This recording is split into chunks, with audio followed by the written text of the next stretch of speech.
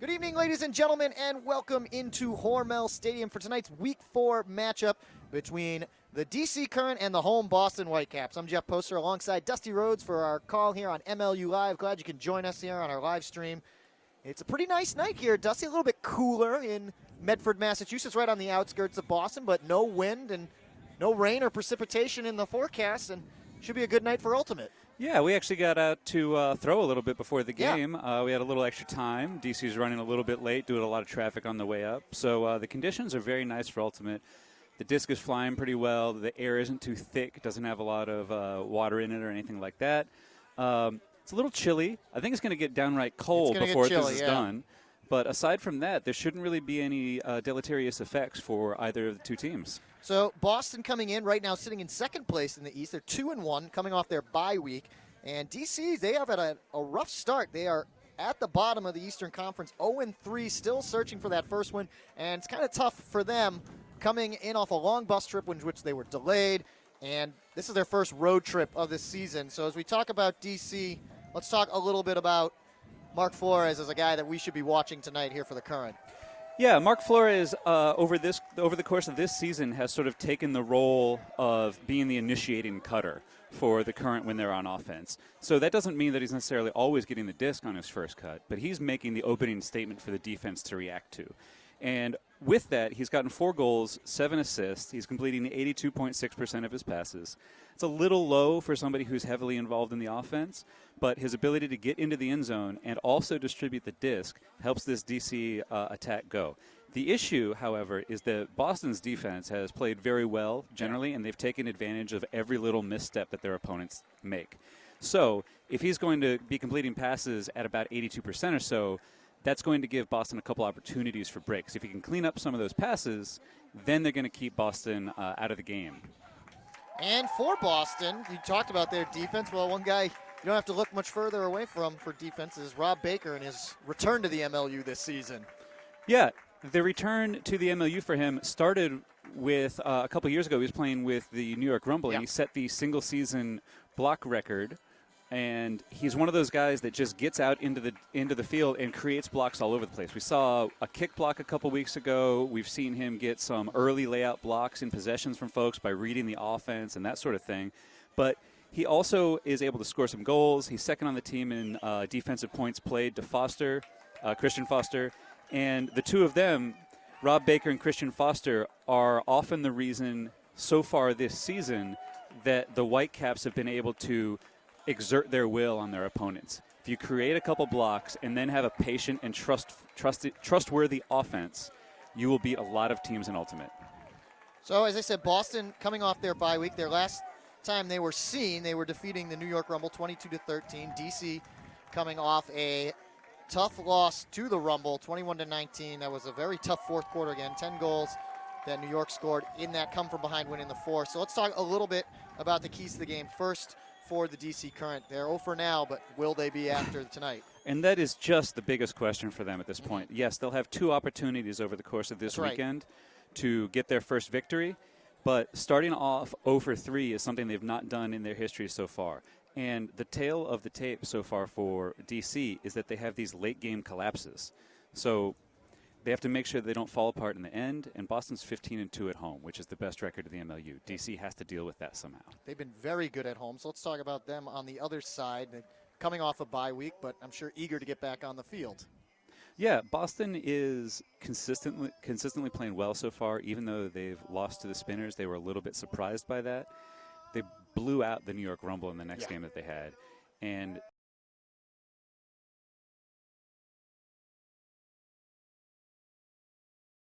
from the New York Rumble game a couple weeks ago. If they start off that way, put DC back behind, DC may never catch up. So both Boston and DC have taken the field, and we are getting set to go. Boston will be in their white uniforms with the blue trim and the white numbers. DC in the black uniforms with the white numbers and trim. And DC actually getting a little bit of an added boost, too, when you talk about maybe their keys to the game. They added a couple of players this week, including the return of a veteran, Freddie Sy, and he is active tonight. Do you see these new players having maybe a adjustment time, getting used to the MLU game? Maybe not a guy like Freddie who's been here, but how much do you see them potentially being an impact on Well, this team. it's difficult to tell because those players can step into any number of different roles for the Current. And speaking with Coach Smolinski, it sounds like they're going to be having a little bit more of an open line system over the course of this weekend. They have a couple fewer players than they usually do, which means that the new players could be stepping into big roles or they could be stepping into relatively minor roles. So it all depends. We will see over the course of this game and the game tomorrow. I think if you see success from some of those newer players, that they will get their playing time reward right away. This is a crucial time for the DC Current, coming in at 0-3, Boston 2-1, but DC on their first road trip of the season, not just a road trip, but a doubleheader weekend, playing tomorrow. They'll be at New York. That's a 4 o'clock start, and obviously looking for some revenge for the Rumble, but a shortened roster because they're missing guys who are inactive or injured, and having to travel is not always the recipe for success. It could also just sort of take those nerves out of your situation because they showed up here and they've only had maybe 20 or 30 minutes to warm up, so they don't really have a chance to think about things and get nervous. They could just be sort of on that sort of autopilot, that reacting, that notion of removing your mental game from it. The thing that we're dealing with right now in terms of these road trips, and Vancouver, who is also 0-3, has a double road trip this weekend as well, is that every team so far has gotten at least one win. So in order for DC to keep pace with the rest of the league, they need to get a win this weekend. It's not an opportunity. It's not so much a risk as it is an opportunity for them to get that first win. Well, we're getting our captains meeting here right at midfield. Boston captains John Hirschberger, Christian Foster, and Jake Taylor. That's Eric Miner, Lloyd Blake, and Brent Bellinger out there for the Current. As both teams, their final warm-ups and an interview downfield with one of the former great Whitecaps, Josh Marquette, in the house. Yeah, and he's getting honored. Yeah, and rightfully so. Both Josh Marquette and Jeff Graham are two of the players that this Whitecaps team has relied on for the last 2 or 3 years. And they brought the level of this team up. They sort of showed the example of what this team can be. And to give them sort of a hat tip, to say thanks for all that you've done, that's a really nice thing. That's how we build sort of longer-term franchises, and we build longer-term understanding of what it is we want to do here. And now we're even seeing Josh Marquette in those fancy white warm-ups from a couple years back go out and do the opening toss here. He gets to do the flip as maybe the honorary captain of the game. Exactly. So welcome back, Josh Cricket Marquette. One of the most creative throwers in the game. Oh, absolutely. There's a certain thing that you lose when you don't have that guy that you can just give the disc near the end zone to and just wait for him to find an open player in the end zone. So a lot of welcome backs here tonight. We said Freddie Sy coming in for the Current. He played the last 2 seasons with them, and the Current specifically left a couple of open roster spots for just this type of situation that they could add a couple of bodies if they needed to. But also we're going to see the return of some Boston players. We'll see Eric Stevens take the field for the first time tonight, a veteran Boston D-line guy who's been kind of the bastion of consistency for them. Nothing flashy, but he's out there, and he at the time was the only guy who had not missed a single game in MLU history. And we'll also see the debut, he's not a rookie by ultimate standards at all, of Jared Inselman for Boston, is a guy that both Tom Matthews and Sam Rosenthal, assistant and head coaches here for Boston respectively, are looking to be a big factor. Well, you can go beyond that. I'm expecting him to be a big factor in one way or the other because I've seen him make plays at every level of ultimate he's played at. The first time I saw him was back in college when he was at UPenn. It was at NYU, and he was just this giant guy who didn't really know how to play Frisbee yet he was scoring all of the goals against us. Since then, he's become a much more well-rounded player, distributes the disc well, has excellent throws, plays high-level defense, is a big body, little skinny, but big body. In Ultimate, the skinny doesn't make that much of a difference. It might even make it easier. We've talked about that with players like Matt Glazer and a handful of other folks who just seem to change direction so easily with all that extra mass missing. So once again, it's week 4 here for MLU Live. Jeff Poster alongside Dusty Rhodes. Glad you can be joining us here on our live stream. Boston coming in, the host team, 2-1. This is their home opener, believe it or not, 4 weeks in, and they're just finally getting to play here at Hormel Stadium. And the DC Current looking for that first elusive win, 0-3 in their first road trip of the year. It took them a while to get here, but they're here, and I think they're ready to go as they kind of get pumped up in their always go-to kind of huddle, that the swing left, swing right. You got to get that team rhythm going on, because Exactly. if one person steps out, it feels a little bit off. You got to commit to that rhythm that you're going to have during the whole game. It's always interesting to see how different folks and different teams pump themselves up before games. For me, it was always I had to get away from everybody else and sort of quietly plot what I was going to do, commit to playing this game that I'm going to be a part of. These team things it was always more about what I needed to do to help my teammates get to the places that they needed to be at. Once you find a team routine, though, you want to stick with it, commit to it, be a part of it, get excited before the game. It's always that moment right before the games where I get a little I look back and I'm like, oh, I kind of wish I was playing right now. It's that moment right before. You get those jitters, you get a little, the hairs raising up on the back of your neck, and it's just time to go. Well, DC has got to be feeling antsy after that long bus ride, which some may look at as a hindrance. It's tough to get off the bus and get going, but I think at the same time, those bus rides, especially their first one here at Doublehead, it's a good time for your team to bond and just start to find that rhythm outside of Ultimate. And this is one of the things we talk about in all sports. It's the secret. The secret of Ultimate is it's not about Ultimate. You have to figure out how to be with your teammates. You have to figure out how to support them. And you go from there and sort of learn how to interact on the field, because the way you manifest on the field, it's an expression of who you are as a person. So you have to figure out how to do that as a group. And looking at the opening poll here, it looks like Boston is starting on defense, and we're going to see Freddie Sy out here on the very first point of offense. DC under head coach Will Smolinski in his first season, assisted by Samantha McClellan and Jacob Nuxall.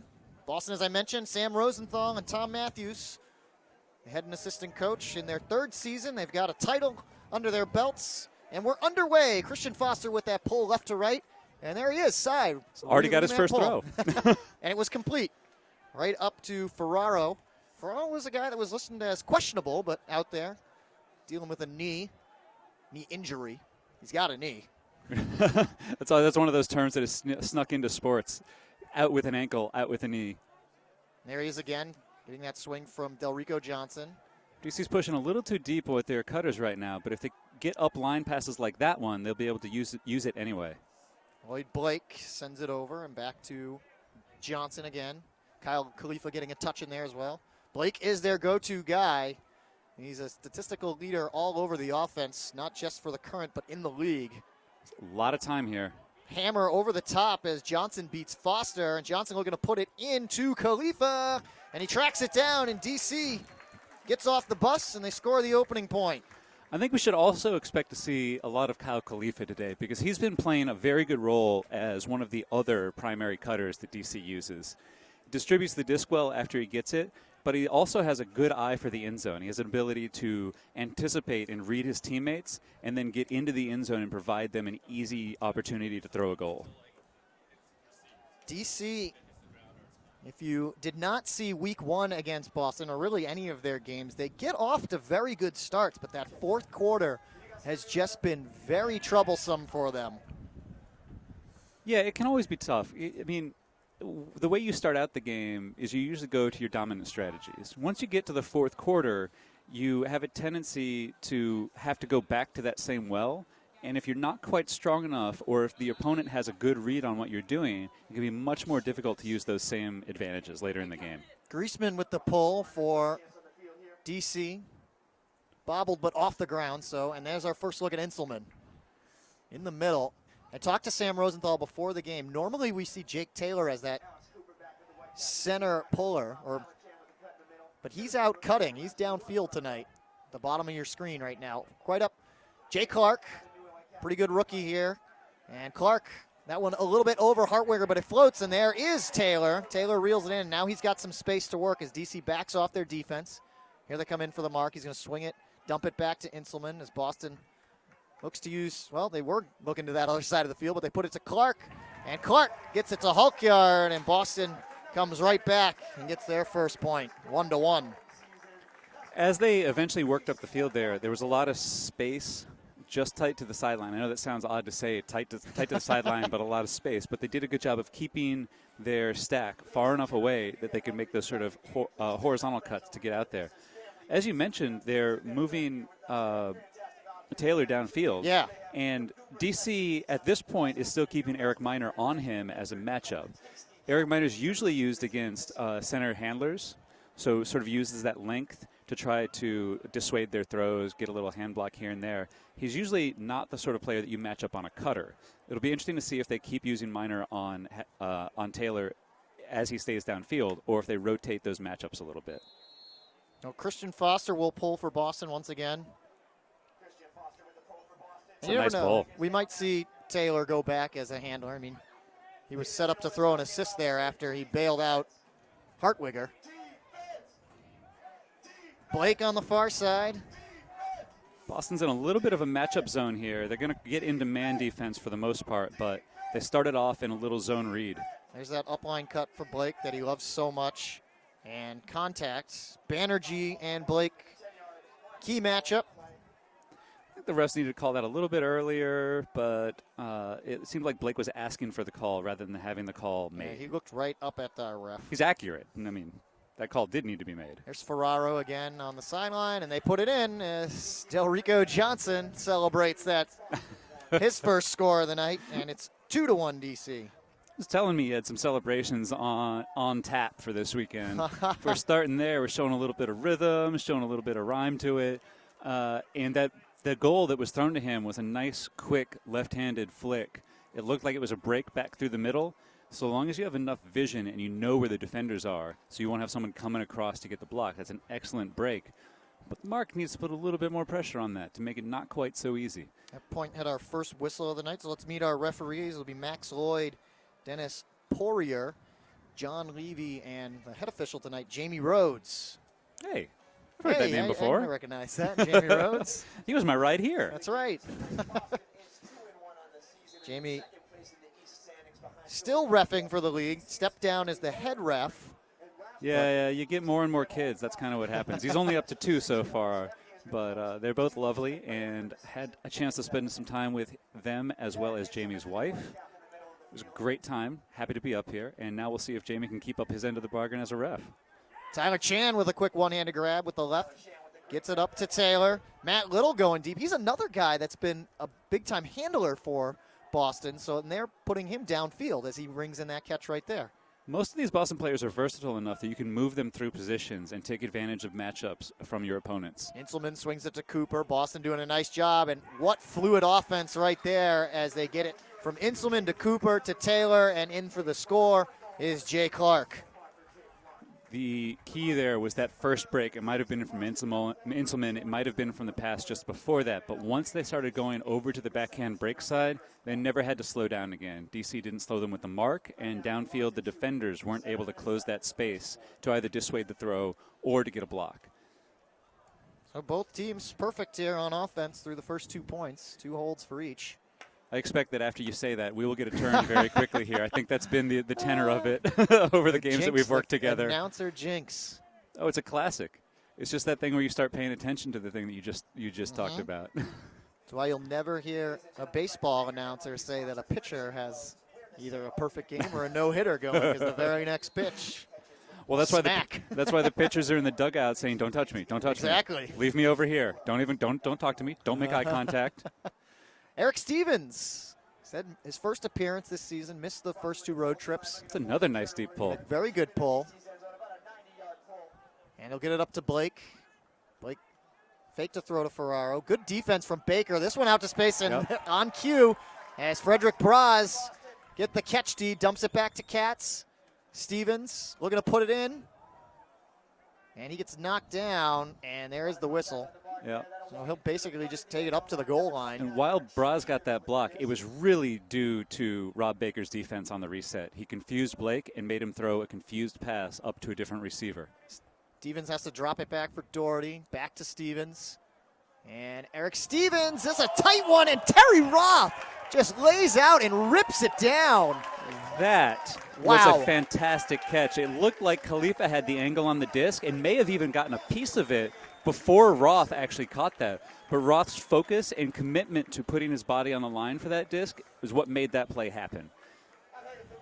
Nice job by Terry Roth. He was, as you said, he was behind Khalifa, but now Roth doesn't have the longest arms, but he's very strong. Long arms, for the record, very advantageous in Ultimate. But yes. Some of the best players I've known also have little short arms like T-Rexes. Not me. I have really long arms like a monkey. It's very useful. But at this point, that's the first Boston break. We're going to see how DC responds. They're going to be going the other direction for the first time. And it looks like they're pretty much keeping the same line out. Looks like Webster has been added. And from there, it looks about the same. No, Moldenhauer's out there also. 6:22 left to go in the first quarter. Boston up ahead now. First lead of the game for them, 3-2. Much shorter pull. Blake reels in the pull, and up to Moldenhauer. Kevin was listed with a shoulder injury, but as probable. Oh, he's a tough old man. He gets it over to Ferraro.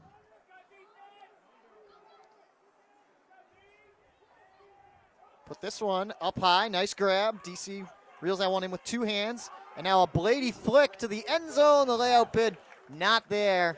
And it'll roll out. And Boston with a chance for back-to-back breaks here.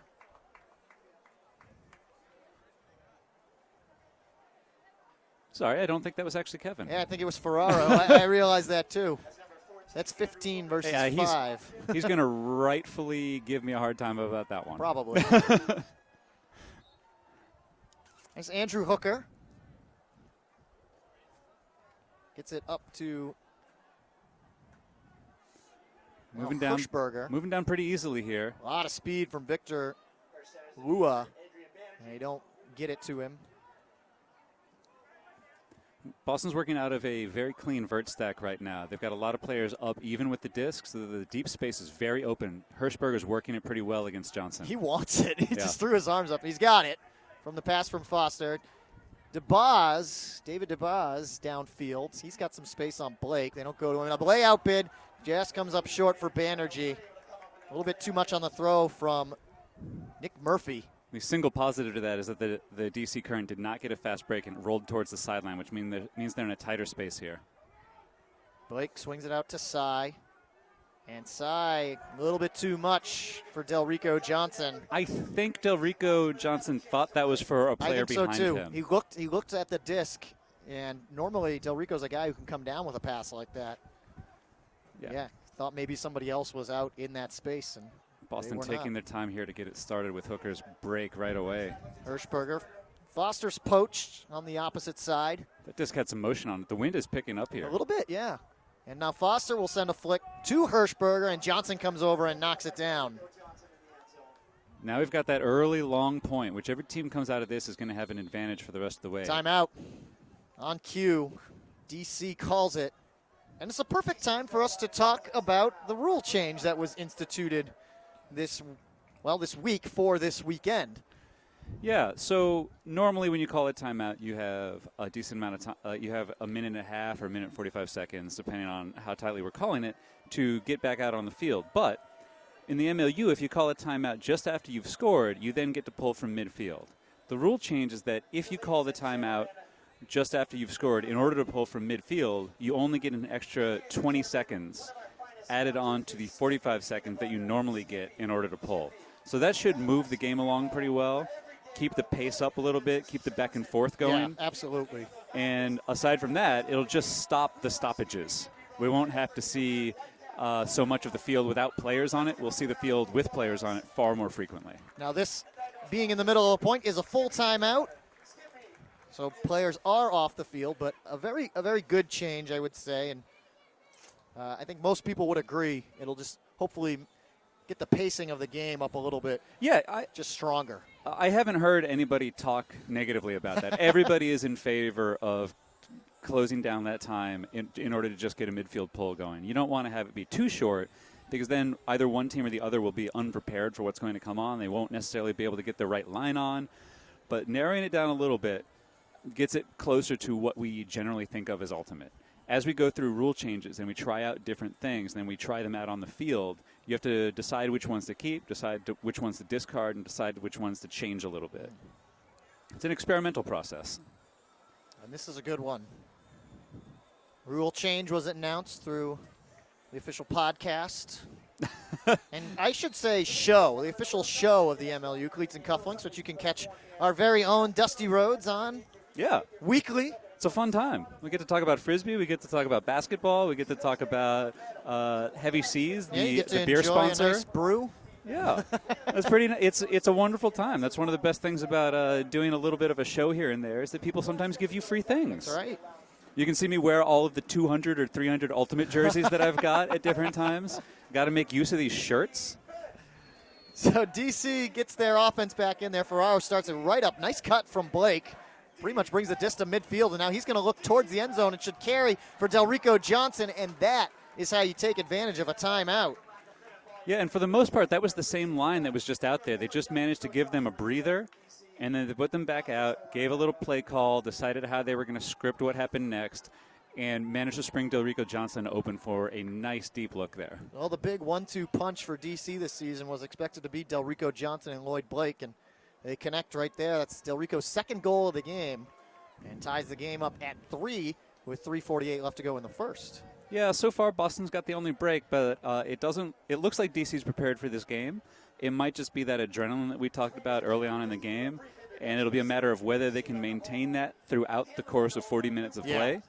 But they're up to the task right now. They just need to maintain this. What would do best for them is to get at least a defensive possession in the next couple points, if not an outright break. Pull is off. It's going to be a short one. Matt Little will let it roll a little bit for Little. And there's Inselman, sends it back to Little. Boston working out of more of a horizontal look right now. DC doing a pretty good job clamping down the downfield cutter. Sliding grab there for Jay Clark. And Clark a hammer and gets just enough of it to Tyler Chan. Former college teammates out of Tufts. That was a strong offensive possession there from Boston, and early on in that point, they had an open, deep cut running down the sideline that DC sort of lost track of. That's not a positive sign for DC going forward, but for Boston, if they continue to mix up their looks and they can take advantage of a few slip-ups here and there for DC, that'll make their task that much easier. So 4-3 now. Boston back on top. Just kind of go back and forth here in the first quarter. 3:24 left.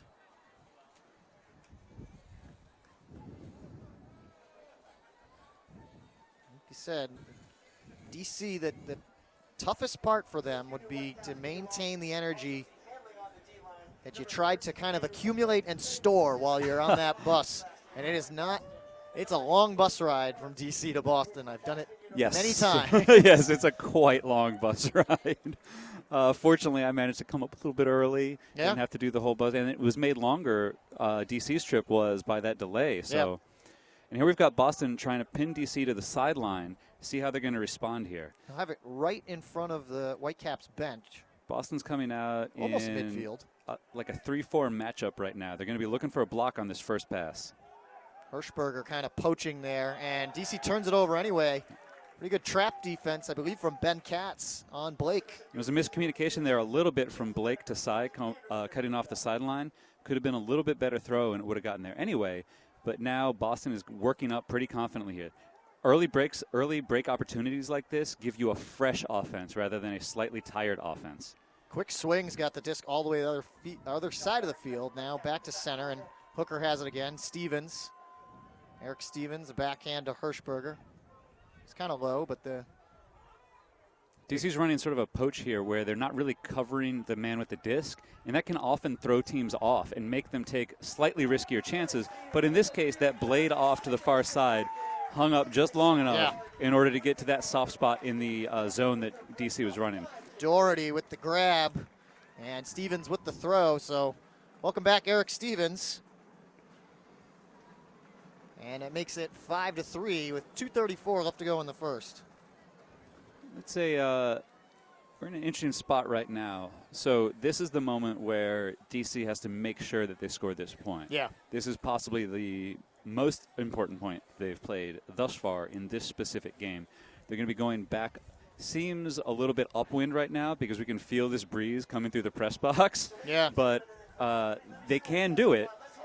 The issue is they gave up that quick turn that just happened, and that punctures your confidence a little bit. Even if you weren't on the field, it was a one-throw possession. One-throw possessions are the worst thing that you can get unless it's a one-throw goal. Yeah, we have not had the warmest games yet so far here in the Eastern Conference. We talk about the first time these two teams match up, it was very cold and windy. They were lucky to avoid the snow that was in the forecast down in D.C. And then even the next day for Boston, we were there as well in Philadelphia. The sun was out, but that wind was tough. This wind really has picked up since the game, since Definitely. before the game and to when the game started. The windmill in the background here has changed directions as a result. You've There been we go. paying close attention to the windmill. I just happened to notice. Aaron Richards gets it up to Eric Miner. Miner trying to step around that mark. Back to Richards. That pass might have been tipped even. Gravender's got it. Gravender. Healy. Yep. And Healy looking for a call, but it's just a clean block from Terry Roth. He races to the end zone. Oh, and that was very close for Boston. Yeah, that was There's a tipped. turn. Looks like it's down anyway. Hirschberger and DeBaz Good not job communicating. Good job to get back for it for DC, and now they've got to maintain possession here. Healy was open Way deep there. downfield. Yeah. Sam Richardson in the game. First time we've seen him this season for Boston is on Healy. He'd been dealing with an injury that he sustained during last year's MLU season, and a stall is called anyway. Yeah, the DC offense was looking stagnant as well as indecisive. Now Adrian Banerjee, this time he will pick it up and start things off. Boston's going to start in this vertical stack. They've got an isolation cut over to the break side and easy completion. Davis Whitehead. Interesting throw. And it's knocked away by Gabe Webster.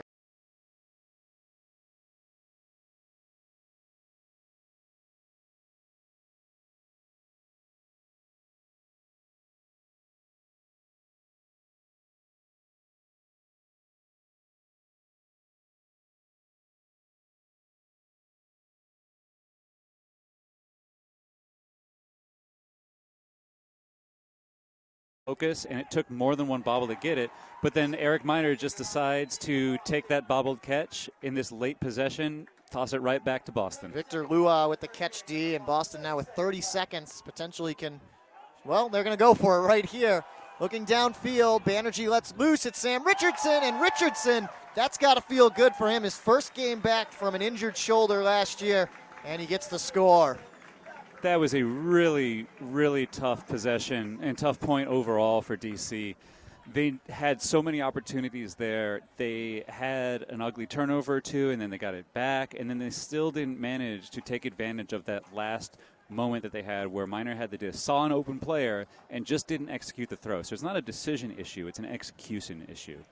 And then once Boston got that last opportunity, and I don't think that they had any doubt in their mind that they were just going to score it and then put DC back on their heels again here. Boston, I know from talking to a lot of these guys and being on the bus with them, they, despite that loss to Philadelphia, they still feel like they're the best team in the league. Well, as I'm sure you know as well from just playing sports, when you go out there, you have the confidence that you are going to do this. That's right. That's the whole reason we're out there to find out. So you got to go, like, if you're going to go match up against a heavyweight, if you're going to go cover a wide receiver, you have to believe that you're going to beat them. So, of course, Boston's going to say that. Mm-hmm. Now, do they have some evidence over the last couple years of the MLU to stake that claim? Yeah, they absolutely do. Someone's going to have to take that title from them. They're still the reigning MLU champion. They have 2 titles. DC has 1. No one else has any.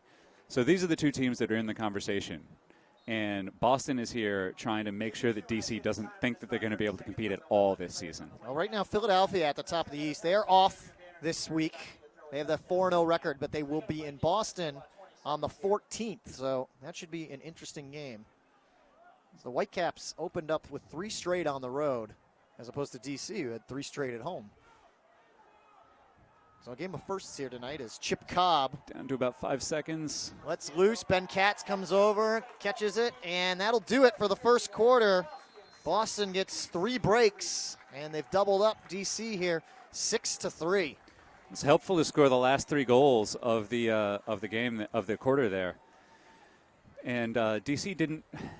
We talk about this a lot. So the clock is winding down at the end of a quarter, at the end of a half, and players tend to lose track of exactly how long 6 seconds is or how long 5 seconds is, where they'll know that a pass is coming to them It'll be thrown at about 6 seconds, which means they'll catch it at about 5, maybe a little bit more. And then they'll think that like 4 seconds has run off the clock because it seems like forever when you're focusing on an athletic activity. But you've got time. So the perception of time shifts a little bit. What you need to do is constantly try to check in with the clock so that you have a visual reminder, and also practice as often as you can in scenarios with a watch or with someone counting out seconds for you when they have a watch, so that you know that you can calm down a second. So if you take an example from basketball, if you look back to the Duke play against Kentucky way back in like 92 or 91, where Grant Hill throws like a 90, not a 90-foot pass, like a 70-foot baseball pass down to Christian Laettner, he had just over 2 seconds or just under 2 seconds. Instead of just going up immediately, he had the time to fake one way, turn the other way, and then go up. Knowing how to manipulate that small amount of time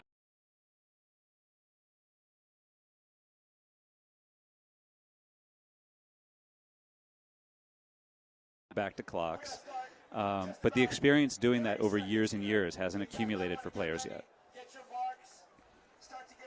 Canterbury, the official apparel supplier to Major League Ultimate. Dress like a pro. Visit www.canterburyus.com, the destination for all your team's custom uniforms and athletic apparel needs. Canterbury, proud partner of Major League Ultimate, committed to the game. Do you have a team trip or corporate outing coming up? If so, charter a private bus, minibus, or a party bus from busrental.com, a U.S. Coachways company. Bus travel is one of the safest, greenest, and most affordable ways to get your group to an event. If you're going with a group, trust busrental.com. Enter coupon code MLUBUS and get additional savings and VIP treatment. Well, DC took a while to get here on their U.S. Coachways bus, but it still got them here safe and sound, and they were able, to come out and scored the first goal of the game. So that just proves the efficiency of U.S. Coachways and busrental.com. There's certainly nothing that the Coachways can do about the time that it takes you to get there. It's well out of their control unless they develop the flying bus, which is something that I hope they can do soon. That would be nice. Just levitate up over traffic when it's important that they get there on time, like for an MLU game. Just go. Vital that they get here on time. It's a big game for DC. You don't have to worry. You don't have to worry about ambulances. None of that. Just get these guys here on time for this game. Onto the field. We've got to get to Hormel Stadium. We need a win. We're 0-3. We need a win. So here we go as we get set to start the second quarter of action. Jeff Poster, Dusty Rhodes here for MLU Live in Week 4. We're almost already at the halfway point already this season, Dusty. I can't believe it. At least in terms of weeks. Well, yeah. It's I like the unbalanced schedule that you mentioned before, where this is Boston's first home game. A handful of teams are at different numbers of games right now. Not all the teams have been on the road. Not all the teams have gone on their 2-game trip. I like the way that sort of plays out. Not everybody has played all of the different opponents yet. I think it makes it more interesting. This week is the final point where everybody's played each other in their respective conferences, and everybody's at least been home or away for at least one game. Yeah. And I'll finally get to get my first chance to go visit New York at their new stadium tomorrow. Orange. So I get to travel with the Current on the bus tomorrow morning. That'll be fun. It all depends. I haven't traveled with them in a couple of years, so I'm not sure how they. If this is a negative result, I don't know how they'll respond. True. And if it's a positive result, I also don't know how they're going to respond. Are they going to be shouting at me all the time because maybe I didn't pick them to win this game or something? I don't know. It's not my team. It's so the danger of traveling just hopping back in and there. not being part of the team. For those of you who don't know, Dusty was the general manager of the Current in the 2013 season. And as one of the players that year put it, I was a good general manager, but I needed many specific managers in order to do that job. And I didn't quite have enough specific managers in the interim or in the in-between. You were just generally managing. Yeah, and I managed generally to do that job. I like it. So here we go. Second quarter set to start. And Boston will be receiving this pull, and we'll move right to left. And that pull coming from John Kerr. Yeah, a good hang under it. Not quite as deep, but that does mean that DC is going to be down once Boston picks this disc up. We mentioned that we thought we saw Kevin Moldenhauer earlier, but I don't think we've seen him on the field at all tonight. I'm pretty sure I mistook number 6 for number 5 there. I did it with 15, so we're on the same page. So there's at least a 5. It's a nice cut by Chan to get open on this corner here. Connects with Clark again. Now Chan taking off. He was pointing to the end zone, but they'll wave him off. Carter Thalen, another Tufts guy. Tufts right down the street, and he gets stalled out. But yeah, right down the street here from Hormel Stadium in Medford. I'm going to tell you that that stall seemed a little bit quick. It might have been about 5.5 seconds instead of the full 7, 5 3/4, something like that. Bellinger's got it, and then Yeah. Boston player Inselman, Yeah, or Clark rather, he tripped. he was coming over to make that block and then just lost his feet, tripped, and then ended up falling into the player there. It's really tough for both of them. DePaula, he ends up getting the disc as a result, hucks it over to Miner, gets it right on the goal line. Miner floats it up to space, a layout bid, it's still up in the air, tipped around again, and finally knocked down by Boston. A little wild. Thought we were going to get the catch on DC's part there. They had 2 separate chances at it. I thought they were going to get the first one, and the second one, Bellinger didn't quite manage to leave his feet, but it's really difficult to anticipate where that disc is going. Tyler Chan goes up with one hand and then lets loose, or Alex Cooper, and a little bit too far.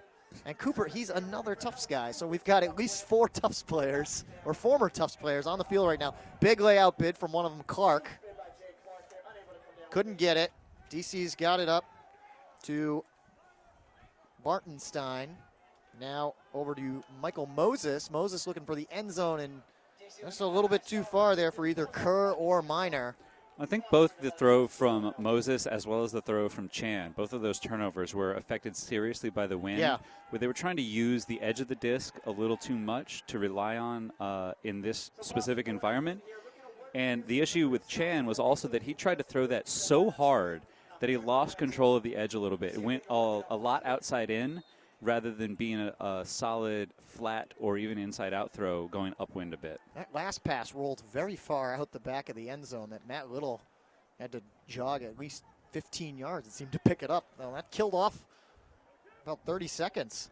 Yeah, and it's in a tough spot there because there are extra discs around the end zone, but they're at the front cones. Yeah. And they're also back at the back next to the goal there. I'm sorry, the upright. Another stall. It's the same ref. I think that ref is just a little bit quick.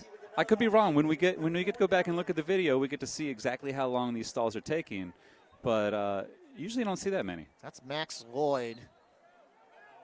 So DC gets it back, and Boston, as a result, giving the current opportunities as Bellinger swings it around to Griezmann. Bellinger's got it back. Crossfield to Moses. Miner with space. A lot of DC players are creating space from their matchups.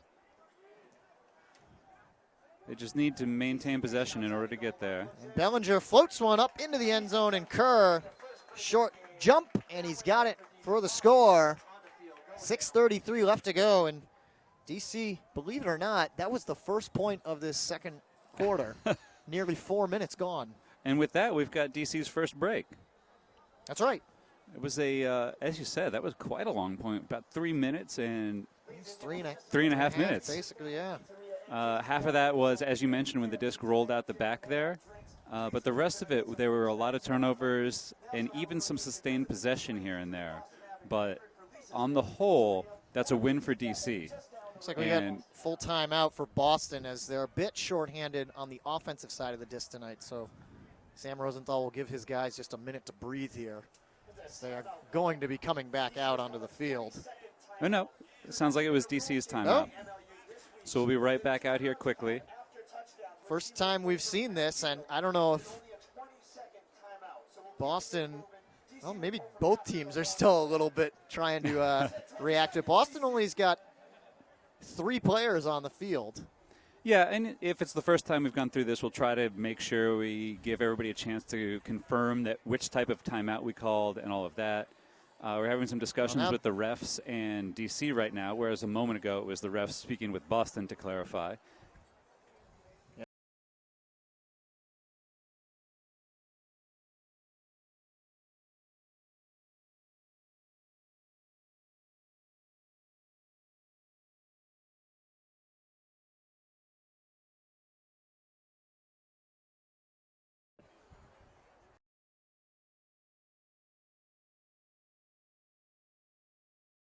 Who has not played yet this season. Piers McNaughton out tonight. Misha Sidorsky still with that injury, as well as a handful of others. Thomas Edmonds, Misha Hersky, those are defensive guys. Jack Hatchett has yet to play this season. Repeatedly, he's still 3 blocks short Yeah. of the career record. We're waiting for the moment when he gets a game with 3 or 4 blocks so we can talk about that. But just to be up in that level with Hibbert out from Vancouver, who has racked up a bunch of blocks over the time that he was with the MLU. Hatchett gets a lot of criticism from some folks here and there where he plays a little too risky gambling for those blocks. But I got to tell you, I'm in favor of defensive gambling. Because if you don't ever gamble, the other team won't necessarily give you the disc. And each one of those blocks is so precious that giving up an easy thing here and there in order to get a block somewhere else, that's so worth it from my opinion. There's a mixed bag of opinions on Jack Hatchett, whether he's a very good defender or if he's overrated. Because of, I think, what you were just kind of going off of. And sometimes you want your defense to be steady and make everything difficult, and sometimes you want high risk, high reward. We'll see what defense for DC can do here against Boston's offense. As you said, they got their breather, and they've got it over to Taylor, who seems to be back handling now on the home side. Foster out there with the offense this time. DC's done good work shrinking the throwing lanes a little bit by sitting back from the second and third handlers. And it's just shrinking the field a little bit for Boston, making them take their second options a couple times. This is going to be close. Good grab from Fallon.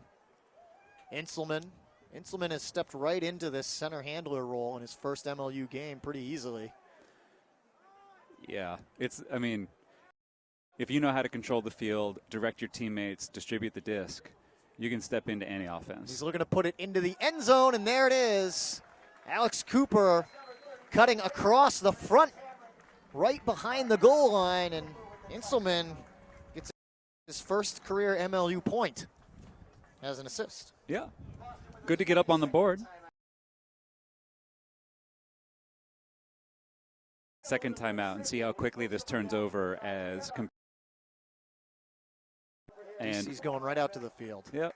And they'll just get a little bit extra time to organize themselves compared to a normal pull. And Boston will come right out here.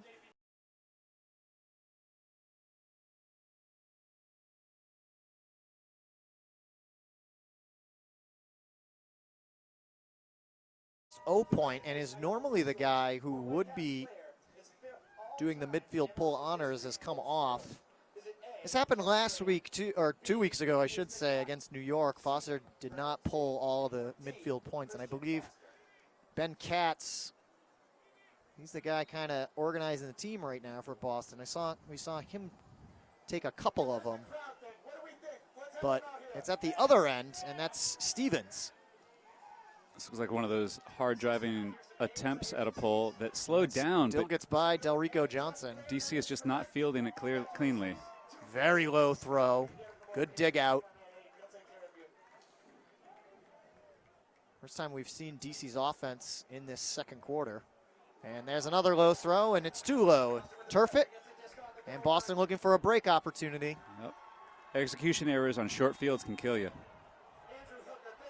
Hooker getting the face of Andrew Ferraro. Andrew and Andrew right now.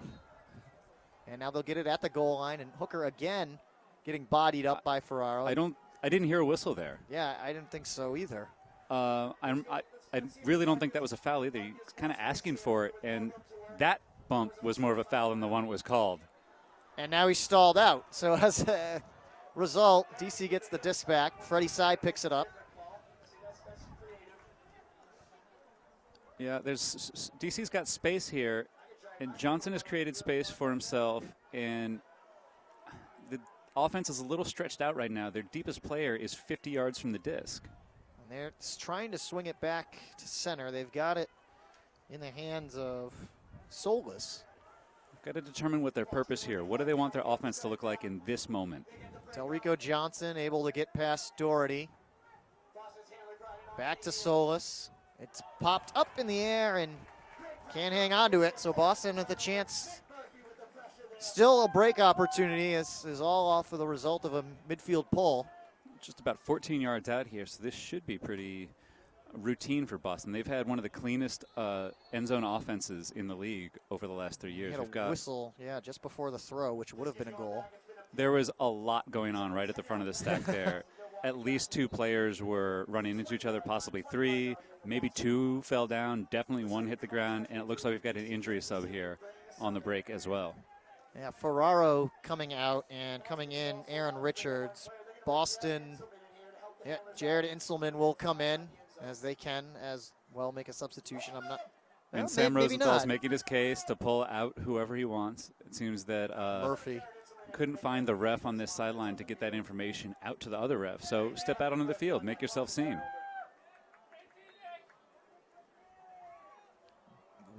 Interesting throw. More interesting and better catch. There's that veteran ultimate presence, and now Katz. Ooh, it was a good cut from Hirschberger. Couldn't get it out to him, though. Inselman's got it back right in front of the Boston sideline, and another Solis getting close again.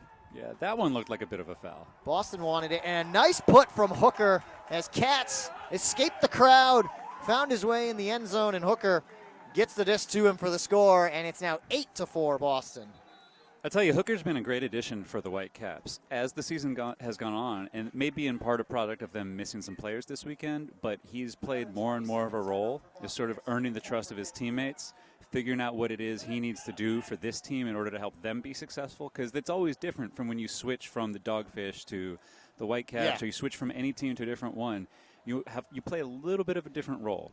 Or even just in general, and you can correct me if I'm wrong, but just a West Coast version of Ultimate versus an East Coast version of Ultimate? You know, it depends. Even in the MLU, it is different. And I've written about this a couple times where the West Coast teams seem to be more willing to put up bigger throws more often. So it increases sort of the overall ambient level of turnovers in the game. So it's a little more open, a little more freewheeling. But on the whole, I'd say that within the MLU, it's generally about the same style of play, but the individual strategies and tactics that each team uses are separate. This time we see Christian Foster with the midfield pull. He just got it. No, I think he just missed it. Did he miss? Yeah. He did, yep. Must have been by about 6 to 8 inches. Very, very close. I think that's the first time we've seen him miss, actually. DC's coming out in a horizontal here. I wonder if he would say it was the wind. There was a little extra power there. And we saw that last week in Philadelphia where one of their players went for the midfield pull and just ripped it right out the back of the end zone. Nice lunging grab by Miner. Gets it up to Chip Cobb. Cobb immediately lets it fly, and it's not enough there for Moses, who had to make a very long cut in order to get that one.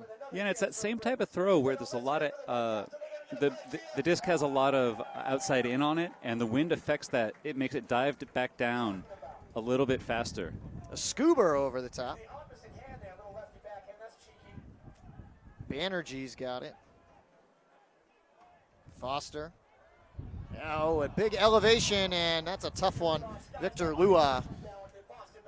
It was great to get that second effort there. He needed to take one more step, but there's no way to know that quickly. DC's got John Kerr downfield. Now Braz comes over. He was open. And that one right off the hands of Cobb.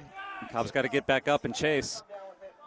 Yeah, Boston's got their man downfield, Sam Richardson, but they're very slow to pick up the disc.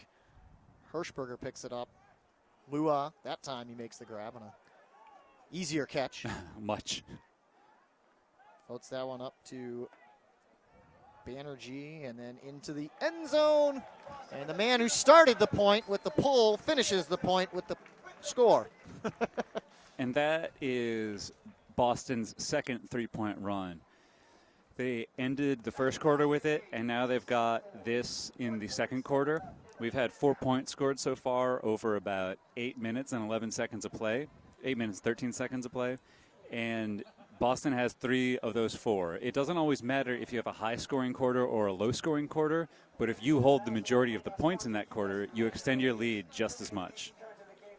1:47 left to go in the half. Boston on top now, 8-4. They've doubled up DC a couple of times already on the night. Yeah. Now we're up over more than that. We're 5-point lead here. This is 9-4. Yeah, This is exactly the sort of thing where DC needs to make sure they get out of this quarter with 2 more goals. That's got to be their aim right now. And it should be DC should get about 2 possessions. Boston should get 1 possession. If there are no breaks, DC should be able to manipulate this to come out with 2-1 for the rest of this quarter. Now, that was Boston pulling from midfield, which is the 3rd time, so I guess we were incorrect. And that first timeout was a DC timeout. Oh, so they needed to clarify if they wanted to pull from midfield. It's another execution error. It's a low throw and a difficult catch. Sure, he should have made the catch, but the throw has to be up near his chest. And Freddie Sy, I believe, the one with the throw. Flores was the intended target. And now Hooker will just look to put it right in. It's going to float, and Lloyd Blake, with that long arm, takes it away from Katz. A blade over everybody. It's an execution error there again. That throw didn't need to float that much, and with a 6'5" handler turned into a defender there, DC has the advantage. Blake gets it to Johnson. If those two are involved in the point, which as Johnson puts it up to space, Blake running it down, but it's going to be Flores, and it carries all the way into the end zone. So when Blake and Johnson get involved, as I just started to say, it seems that good things can happen for DC. Prescient comment on your part, I got to say. The throw there from Johnson, it seemed to almost freeze the deepest DC defender. The deepest Boston defender, who thought it was going to an undercut. But instead, it was lofting up deep for both Flores and Blake, as you mentioned. And Flores had the better read on it. I think Blake probably could have gotten there as well. That's a little bit of a hiccup for Boston's defense, which has looked very good so far. And now DC calls a timeout, so we'll be pulling from midfield to Boston here on our left. Yeah, the 20-second timeouts here for the midfield pull make things much quicker. I like it. I thought I was going to like it. It's confirmed now. I like it. You do like it. We've got 51 seconds left to go here in the first half, which has relatively been a quick-moving first half. And part of that is the timeout situation, so much more flow to the game. It helps that we had a couple points that were quite long as well. This one will not get to the back of the end zone. Big bid defensively that comes up just short. That was DePaula. And that's pretty much what you're looking for on that first possession. If you can get one bid at a block early on, that's what your defense needs to do. Chan has it on the far side. Elevates with the backhand. Hartwigger makes the catch and then slips, and I think he's hurt.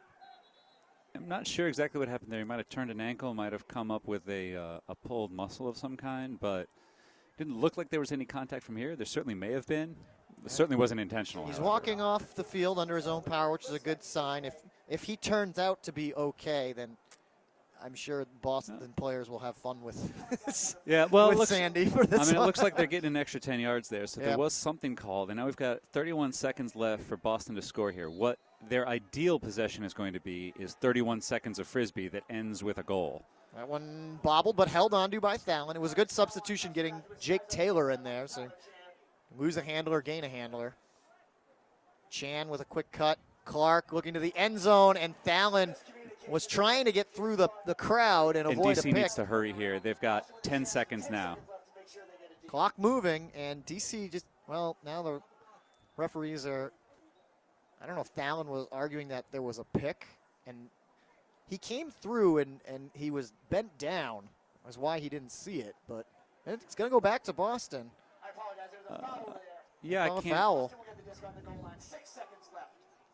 Now Boston can make it 10 before the end of the half. It was 11 seconds when the foul happened, if the clock guy is paying any attention to me. Clock guy? 11 seconds? How about 10? We're still waiting to see where we're going to restart here. Boston's got their cutter at the very end is almost out the back. We got 10. I like that. Thank you. I want to shout the head official, Jamie Rhodes. I don't know if you heard me. You called me. Okay, so we're going to be starting back up with 10 seconds. Boston in a vertical stack. This will probably be a one-throw goal. And you're right. There it is. Tyler Chan.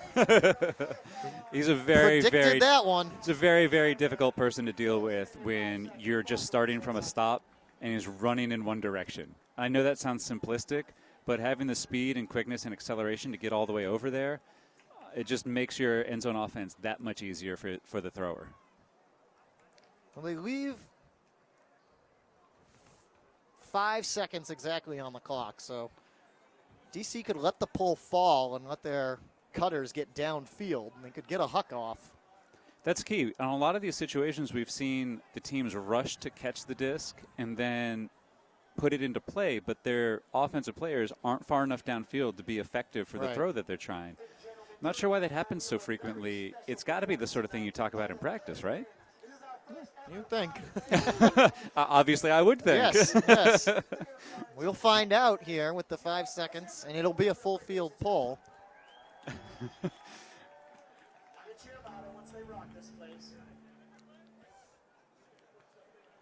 All right, so Foster is pulling. we'll see which of these DC players take off immediately to try to get downfield. And it's a roller, so DC has they'd be to wise to stop it. not touch it immediately. Let it keep rolling. That's the way to go. Actually rolls in their favor and moves forward a couple of yards, and now they'll get the huck off. The wind could carry it a bit. It's a big pile up in a crowd. The sky, it's tipped, and it's going to just hit the ground. I think Blake might have had a hand on it, and the closest guy to it at the very end was Gravender, but that's the way the first half comes to an end. Pretty impressive from Boston as they take a 10-6 lead into the half, or 10-5. On the whole, they're certainly in control. A little hat tip there to Aaron Ridges, who got that throw off with the double mark.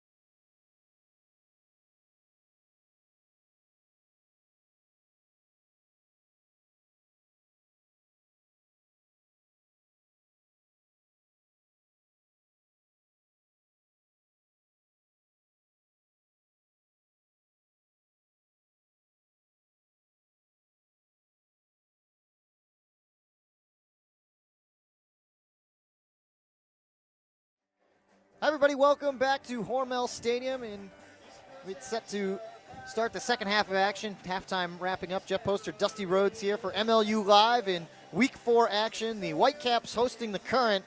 And Boston has a 10-5 lead after the first 2 quarters. And we'll look to extend that as we get set to start the second half. But DC's had a couple of highlights there. They've had some good play from Delrico Johnson as one of the guys that I know we were talking about in between halves. And he's played well, and we've talked about this before, where he's getting more of an opportunity to show off what some of his throws are capable of and being asked to use them a little bit more. And as a result, in this game right now, he's got 2 goals, 2 assists, 1 block. If he's got 2 goals and 2 assists, that means he's been involved in 4 out of DC's 5 goals. Yeah. That's good for him, but bad for DC. On the other side, for Boston, we've got 3 players who've contributed 2 assists each, Clark, Banerjee, and Stevens, which means they're sort of spreading it out a little bit. I was just thinking that. On the whole, the concern for me is that this game has, up to this point, by and large, been a game of errors. So teams are dropping discs, teams are losing track of discs a little bit. The first team to play clean and also to force turnovers with either a layout block here or there or a little more defensive pressure. I know we saw really good defensive pressure on DC early from Rob Baker, which led to a block for someone a little bit downfield of there. But aside from that, it's been errors. It's been passes bounced off into space. It's been hucks thrown too low, and just sort of execution. So if you clean it up a little bit, and both teams were out throwing a lot during halftime, so they're trying to get a feel for the wind, trying to get a feel for the temperature change, because believe it or not, discs fly differently when the temperature changes around them. And we should see this coming out to a more interesting second half. It's a 5-point deficit, which, as we've seen, is not unovercomable, but you have to work hard to make up a 5-point deficit. It takes a lot. Boston did it themselves, actually, at the half in their first matchup, trailed 9-5. So that was a 4-goal deficit, but still, that happened between these very 2 teams. And as you just started to say, the temperature drop. We're down to 52 degrees here in Medford, and the wind has definitely picked up, dropped off. It's varied all the way throughout this game. And we were happy to have someone close the press box for us while we were calling early. It's a little bit warmer without quite so much wind. As much as it can do with all the windows missing, of course. But well, that's so we can feel like we're part of the crowd and understand what we're calling here. Got to be in the environment. Yeah, that's one of the reasons I always like to leave one of my headphones off, is so that I can hear everything that's going on around me and get a better sense of whether the crowd's really getting into it or whether I feel like they're getting into it. So again, if you're just joining us, Boston has led the entire way, or I should say DC has not led, other than their 1-0 start.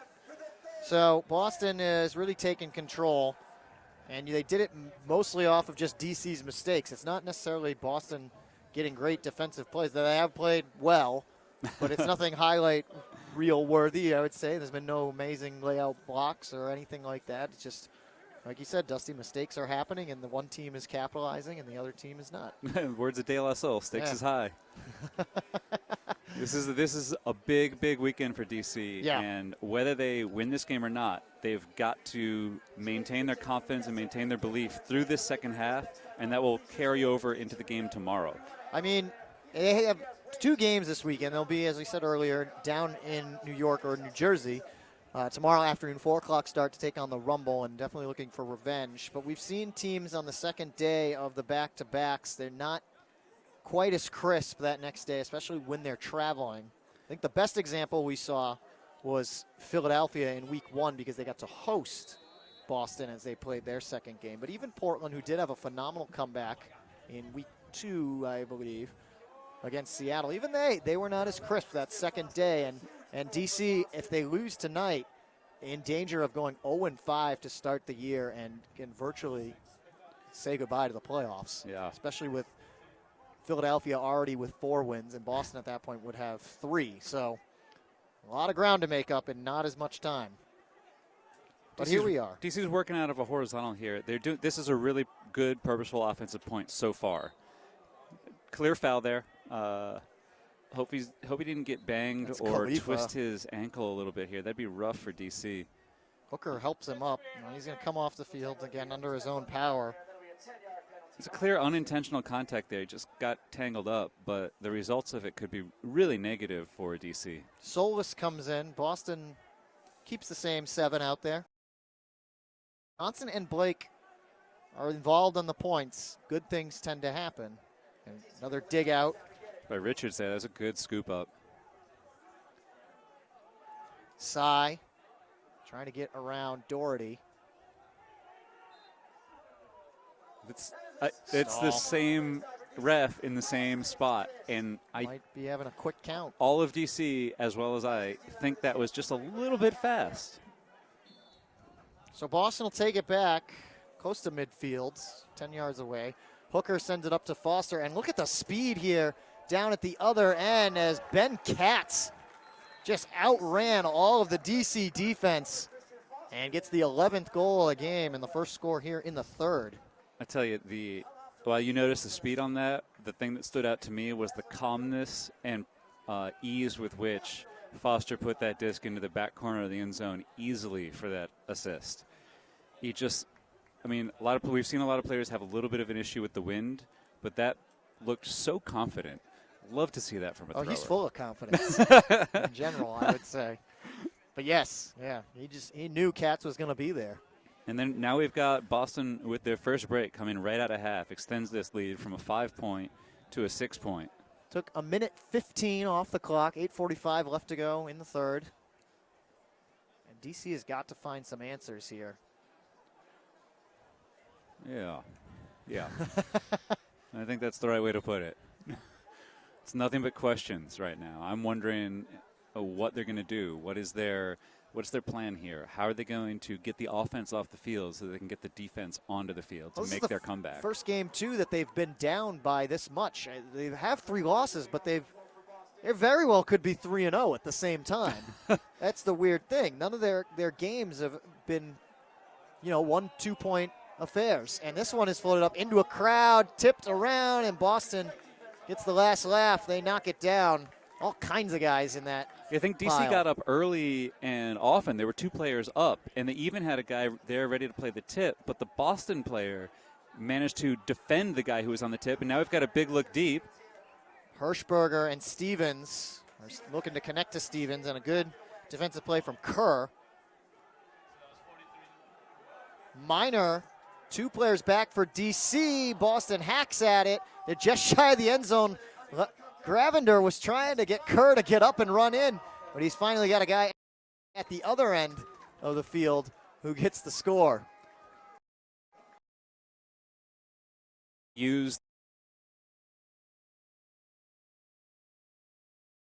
Have a call to the thrower and say, I'm the easy pass off for the tip passes, but for completing it after you catch that pass right on the warning track, as they say, just shy of the end zone. Chip Cobb with the goal. Chip is actually a native here of Massachusetts. He's from Weston. So it's probably a lot of fun for him to actually come up and play in Boston, get the family out. It's always nice to see which players, when they travel, seem to have fan clubs with them. I've heard folks cheer for Chip everywhere we've come, every time we've come up here to the Northeast. Been a handful of players from the Philadelphia area who play on different teams, and when they go back to Philadelphia, they have large cheering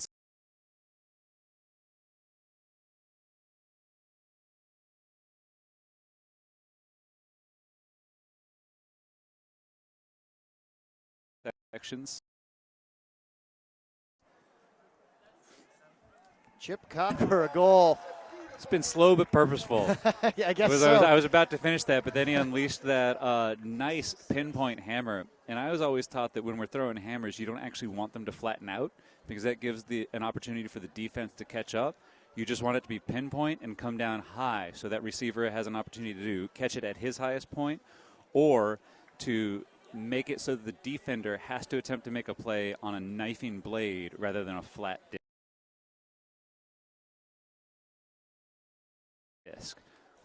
Well, Clark was all alone at the back of the end zone. But he makes line on there is your ability as a thrower to hit the right spot. Now, if I was Jay Clark, I would not have liked that. I would want it to turn over. I'd be very nervous to catch that one. Well, the real thing is he, kind of forgot to put his hand on the hip and catch that with one hand, as you're supposed to do with all blades, as we've discussed in the past with Ultimate. But when those are coming down, it's actually a lot easier on the whole to catch blades and knifing passes with one hand rather than two, because you want to get your hand underneath it so that it can't slip through your hands. DC's going to get some pretty good field position. They're stuck on the sideline, but Blake trying to get around Katz, puts it up. Johnson elevates, skies for that one. Johnson.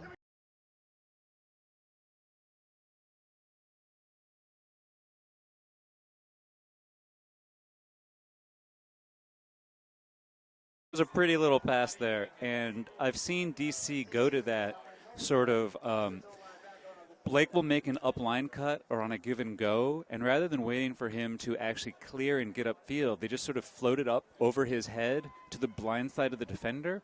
I haven't seen that pass be thrown to many players other than Lloyd Blake in the MLU. I haven't seen that in Club Ultimate that often, and I haven't seen that in other places to other players. Unique guy. I like it a lot. It's almost impossible to defend so long as you make that disc sit right over your receiver's head, because the defender can't get in there unless they know in advance that it's coming. The risk you run is having a help defender come in and get it. That's Blake's 6th goal of the year. He came into the night the leader in points on this DC team. He had 16, but he's thrown a couple of assists tonight as well. He's got Delrico Johnson sort of sneaking up on him there, That's too. right, yeah. Johnson came in with 12, but... And he's up to 16 at this point. Yeah, 2 goals, 2 assists, and not to forget about that block. Inselman having some trouble getting around. Dumps this one back. Good to see Hartwigger back out there. It's good reset defense there by Griezmann, sort of varying the distance and jumping out into the lane. Bellinger could have had that maybe with the layout. Indeed. And this is pretty good defense downfield for DC. Boston just dumping it back between Hartwigger and Inselman. And while Boston has the wind at their back, There it is. It's an excellent block there from Bellinger. He finally was got a waiting look at for that it. one. Boston's offense was really spread out. While they're going downwind, you still don't necessarily need your receivers 40 and 50 yards away from the disc. DC needs this, and they get it. And some DC fans right in front of us. Looked like Trevor Griezmann there with the score, when it all started with the great defense from Bellinger. And I can hear the chants of Trevor, so I was going to say. In fact, they're not just DC fans. They are specifically Trevor fans. A good play by him to get that block, and DC's pressure on defense there was very strong on the whole. Boston didn't respond that effectively with their offensive structure. They got out of their system a little bit, and DC's got their first break in the second half here, which means they're starting to make their comeback. Now they need to string something together next. They haven't taken their opportunity for a midfield pull yet, which means they'll be holding it for a little bit later. But that means they're going to need to rely on their ability to play a full field of defense. A really deep pull would be quite advantageous. The assist coming from Gabe Webster. And DC, they're missing a lot of key bodies tonight, too. I already mentioned that Kevin Moldenhauer not on the field. Another one I noticed who had not been initially listed in the injury report was Eric Salmi. He is not out there tonight. They will have Kevin back for tomorrow. I would assume Salmi, too. As he... as I called him out as on the field earlier. I've been corrected. He'll be back tomorrow. Joe Freund missing tonight as well. Jack Field, one of their new guys. Jake Raddick, Matthew Barnhart, Dom Gibson, big defender, and Boston. Boston had a solid opportunity there with their vertical stack. They were consistent. They had open players. They had good cutters in the lanes, and they actually had an open reset there. They just failed to execute. Eric Miner gets a pass from Bellinger. Miner trying to get around. That one's floated up, but brought in by DePaula. Ball around to Martenstein, a hammer into the end zone. Miner with a layout, one-handed grab. Eric Astro Miner with the score. He's using his mime hands there with the white gloves to make sure he lays at and gets all the way on it, just stuck into his hand once he got out there. So it's a good look from Cobb. good to trust your receiver and good for the receiver to earn the trust next time by making the catch this time. Don't look Now down. we're seeing some momentum. Here Yeah. come the Current. 12-9. It's all of a sudden a 3-goal game. 5:42 left to go in the third. And Dusty, you've talked about it. You've written about it. Teams' abilities to go on runs this season. And maybe we're seeing one right now. Yeah, well, we are, but how mean, long will it be? With that 3-point run, they've matched the 2 3-point runs that Boston has had so far. So they've shown the ability to go on the same distance run. If they can increase it from here or find a way to get another 3 or 4 point run later on, then they'll be sitting pretty. Full timeout for DC here. So rather than taking the short timeout and pulling from midfield, they're choosing to take the full timeout and get the rest for their players to go back out and have a full field of defense to work with. We just started to talk about how they're a bit shorthanded. Still plenty of bodies out there, but it's the key guys a lot that are missing. Yeah, when some of your key cogs on offense and defense are missing, you just have to switch players around a little bit, and then that next level of players has to step up, and you have to overuse them compared to their normal roles and compared to how you would want to use them. So you got to make sure that they have enough rest to go out and perform at their top level. The two I did not mention, Zach Norbum and Antoine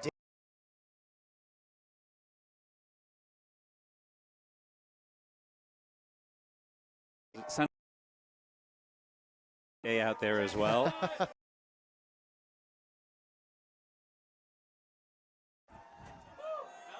Fans are getting a treat as Josh Marquette still in the house, tossing discs into the crowd. You could catch a pass from potential future Ultimate Hall of Famer Josh Marquette right now. The big behind-the-back scuba. He's out here using some of his famous crick shots. That's right. Pulling them all out of the holster. See him licking his fingers every time he goes to make one. It's quite a scene down here. That one, not as good. And the crowd's letting him hear Crowd it. does not like it. Got to encourage him to try again. First you don't succeed. Try again. Third time was not a charm there for Marquette. So crowd still loves him here in Boston, as they should. Helped bring 2 championships to the Whitecaps. Was the Offensive Player of the Year last year. Very well could have been the MVP in that 2013 final against the Dogfish. Had a very good game. Looks like we're going to get a good run up here from DC. These guys are trying to time their run to hit the line at the right time. Griezmann with the pull. That's going to hang for a bit, but be short. But also tight to the sideline, so it's not too bad a position for DC to put Boston in from DC's perspective. Little starts it off, gets it over to Inselman. Looks like Taylor's back as a handler on the right side. Tyler Chan, who has been for Tyler Chan relatively quiet tonight by his standards. Now Taylor will look to put it in the end zone. Inselman's going to lay out, and he's got it. That was textbook laying out right there, I would have to say. It's the sort of thing where you've got the confidence and you've got the long torso and arms to get out there and make that catch look almost easy. It didn't totally look like he was running at the same speed that the rest of us would have to, sort of loping down the field to the point where he knew he was just going to reel it in. Inselman, a big guy, long arms, and just the textbook layout to secure that one for the goal and make it 13-9 with 5:17 left to go. This is one of the moments that we talk about in Ultimate a lot. After your D team has gone on a run, the best thing that you can do with your offense is score quickly and put the other team's offense right back out on the field and not have them get a rest off the field and get a chance to collect themselves and talk about what just went wrong. Support your defense. Precisely. You got to let those dogs eat. That's right. Set the table for them. I mean, they would love to get back out there and have another chance at stopping that offense. Yeah, pull from Banerjee. I wasn't sure that one was going to stay in, but there was just enough dive on it to keep it. At a similar spot, and immediately Delrico Johnson takes off downfield. Did he get it? Not quite. Just shy. Tried to kind of slide in. He's right on the goal line, puts it over everybody, and they reel it in for the score with the scuba from Johnson. And that's what we're talking about. That's a very quick score. That was a 14-second score, and it could have been even shorter than that. if the throw from Blake just had a little more sauce on it to get him into the end zone. But again, Blake to Johnson. Yeah. That's the winning combination here for DC. If you're and then we've got defense. and then we've got another assist there for Johnson to bring him up to 2 goals, 3 assists. Having a bit of a day. Having a nice night here in Boston. Well, for him, the rest of us, we're a little chilly out here. We're not running around quite as quickly. But yeah, Blake and Johnson, that's been the go-to 1-2 punch. And if you're the defense, if you can stop them, you should be in good shape to win. That's a bit of a tall task. Literally with Blake. So DC's in double digits now, 13-10, 5:03 left to go. And they're making a statement that Boston isn't going to be able to pull away from them so easily. Boston O-line back on the field going downwind here. All the pulls this far going in this direction have been sort of sailing off to the far side of the field from where we're at. I went a little more close to the center of the field, a little with a nice cut. Boston trying to respond just as quickly. Fallon will swing it back to Taylor. Chan. That's Hulkyard. It's been quiet tonight. Having some good motion here from Boston. They're creating separation when they need to, but the offense, the timing's a little bit off. Fallon will look to put it in the end zone, just shy. Clark with a push pass for the score. Alex Cooper. Now we're getting to the point where the two teams are sort of trading back and forth. Quick goals, good composure and maintenance on offense. The Whitecaps there, they did a solid job of working their way up the field as opposed to just sort of, and I mean this with no disrespect to hucking it down the field, but the calmness to work down is something that you sort of rest your offense on. That's why you're on the offensive line, is because you have the ability to go through a 10-pass possession, a 12-pass possession, and eventually get down to the end zone. Both teams right now trading points and trading blows like the couple of prize fighters. Back and forth we go. DC cannot afford to trade points, though. They've got to get stops. They did a pretty good job of that for the first couple here in the third quarter. Well, that makes up a 3-point difference. If you can do that in each quarter, you're right back in this. A lot of pulls from right to left here as the teams have traded points. It looks like we've got Khalifa back out there on offense, so it doesn't look like the damage was too bad from that foul earlier. Blake finds a man poached.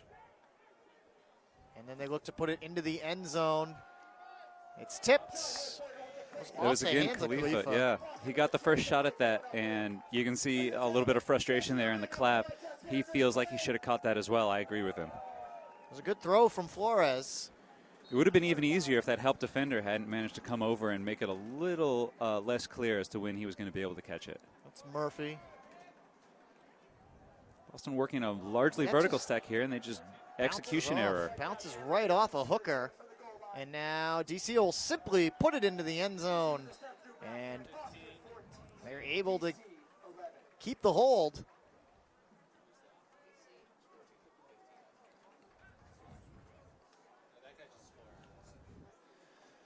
So it looks like we're not using any timeouts here just yet. We're going to have a regular standard full field. Flores got the goal. It was, again, a reasonably quick score at about 40 seconds or so, 47 seconds. DC's got to keep that pace up, keep their offense from having multiple turns, and if they get a turn, they have to get it back, whether by execution error, as we just saw there, or by someone taking it upon themselves to make a play and get that disc back for them. Well, they're outscoring Boston in the third here, 6-4 thus far. Still 3:40 left to go, but definitely have made a game of it, despite only scoring 5 goals in the first 2. So they've already eclipsed their goal total from the first 2 quarters in this one alone.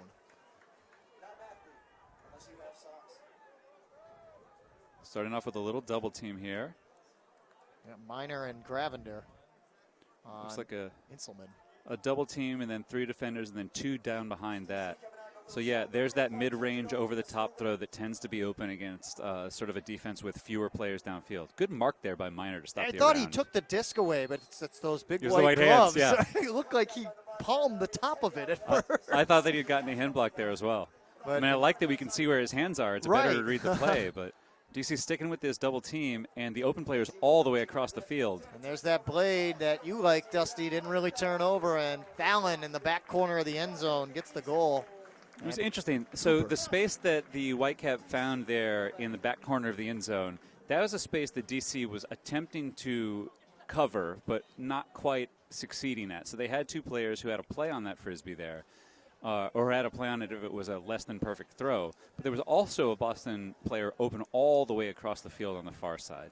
So the ability for Boston to essentially play 6-on-6, or 6-on-7 on one side of the field with an open player on the other side results in an easy goal for them. 3:04 left to go. Well, about 30 seconds on that one. And a 15-11 score. Boston still on top. And now what do we see from DC's offense going back this way? I stand corrected. I believe I said that DC's only lead was 1-0 earlier. They have not led since it was 2-1. As the first 4 total points, 2 Good. each for the team. Were Good to traded set the off. record straight. Yeah, absolutely. Try to be mistake-free as best we can. Blake will drop that one back for Ferraro. Ferraro puts it up to Khalifa. And then Khalifa sends it deep. Johnson trying to beat out Richardson. And that looked routine for Del Rico Johnson, too. Great put.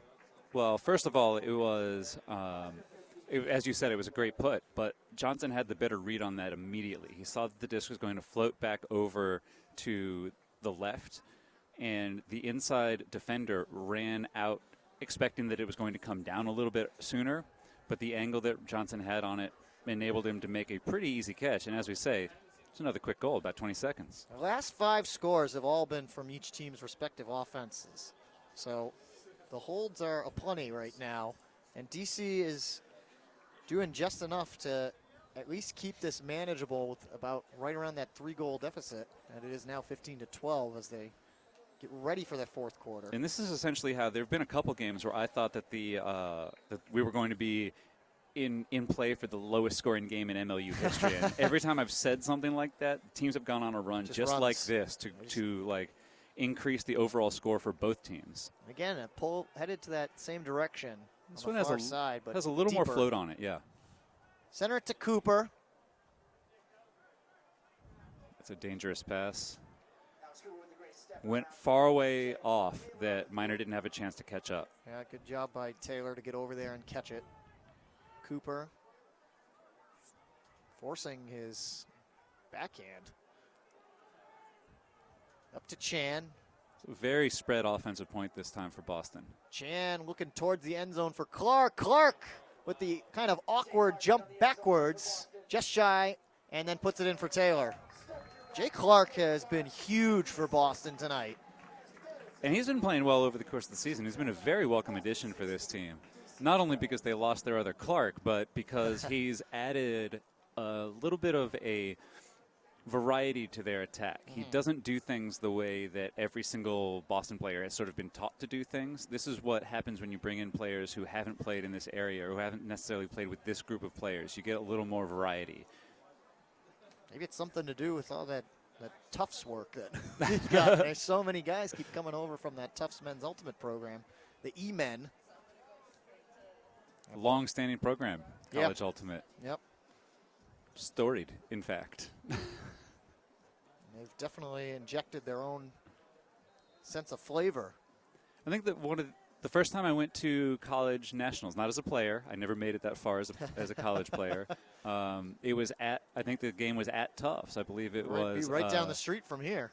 It was Carleton versus Colorado, I want to say, and it was a fantastic game to watch. Alex Nord was an incredible college Sam player. Rosenthal wanted me to potentially mention that Carleton had a huge win today over Wisconsin. So there you go. I mentioned it. That Carleton Army is a strong force within Ultimate. What a point there by DC, though. As we were talking, they were scoring. A nice clean run up that far sideline. A couple of give and goes, a couple up line cuts, and that will essentially remove the defense from any chance at a play. Khalifa gets the goal, but they moved right up the far side. And both teams are scoring at will right now. And not taking much time. Yeah, the defense almost seems like it's lacking any sort of resistance on either side. They're playing man defense primarily, though we saw DC try to work a double teaming zone there for a little bit. And they're both trailing a little bit. They're reacting to the player that they're covering rather than forcing the issue or trying to take something specific away within the context of a team defense. That's not necessarily a bad thing because you can try that and get blocks that way or force turnovers that way. But you're going to need to change a tactic, it looks like right now. Whichever one of these teams gets the first block and the first break opportunity, they'll come out of this quarter as we're starting to get down towards the end. Yeah, under 2 minutes. With 1:55 left. We'll see how the possessions work out here at the end. Hartwiger picks it up for Boston, right over to Inselman. You're definitely getting to learn the O-lines of both these teams if you haven't already. Here's Little puts it up big time, and Hulkyard bodied out his man, couldn't come down with it. And then the last bid at the last second by Chan was just short. So DC now with an opportunity to get that elusive break. And it's early enough in this point that they should all be fresh for offense here. The downside of that is that Boston's defense should also be fresh. I think we have a timeout. Yep. Will Smolinski not taking any chances. He wants that break and will get his offense that has played so well here in the last 5-6 minutes. Try and put this one in. Be interesting to see if they bring the full subs out or if they put some of the same players back in or even keep the same line back on. And there's a little bit of frustration there from Smolinski. He was about 15, 20, 25 yards onto the field to call that timeout. Innova is proud to support Major League Ultimate and its incredible athletes. As the official disc of the MLU, the Innova Pulsar has quickly become the disc of choice at Ultimate's highest level. Visit innovadiscs.com to find a dealer near you. Get back on the field faster and stronger with Joint Ventures Physical Therapy. Give us a call at 617-536-1161 to schedule an appointment at one of our 8 convenient locations around Boston for a free injury screen today. And Skippy, the official peanut butter of the MLU, made with the funnest peanuts ever. Skippy Yippee! As you can check out some of the Skippy celebration videos from every week. We tend to put those together. And apparently, if you make comments about how much fun peanuts and peanut butter are, they'll take your voice and put that over people doing a bunch of celebrations. You got to be careful with that production staff here. They will use what you do however they want. I was subjected to a season promo of me dancing. Which I loved. I was going to say, but you seemed happy. You have a little bit of rhythm there. You're not looking out of sorts. No. I was excited for the season, so I mean, it was honest. But yeah, the production staff here at the MLU doing a fantastic job this season. I'm so happy that we can be live every game, no matter where we are. It's been very impressive as we go week to week here. It gets better every week. We've got Lloyd Blake sort of diagramming exactly what he wants to see out of his teammates here. I'm sure he's going to be the player picking up the disc and the man sort of orchestrating the offense from behind. He's going right to it. Yeah. Looks like he's going to pick it up, and he's got Ferraro there as his.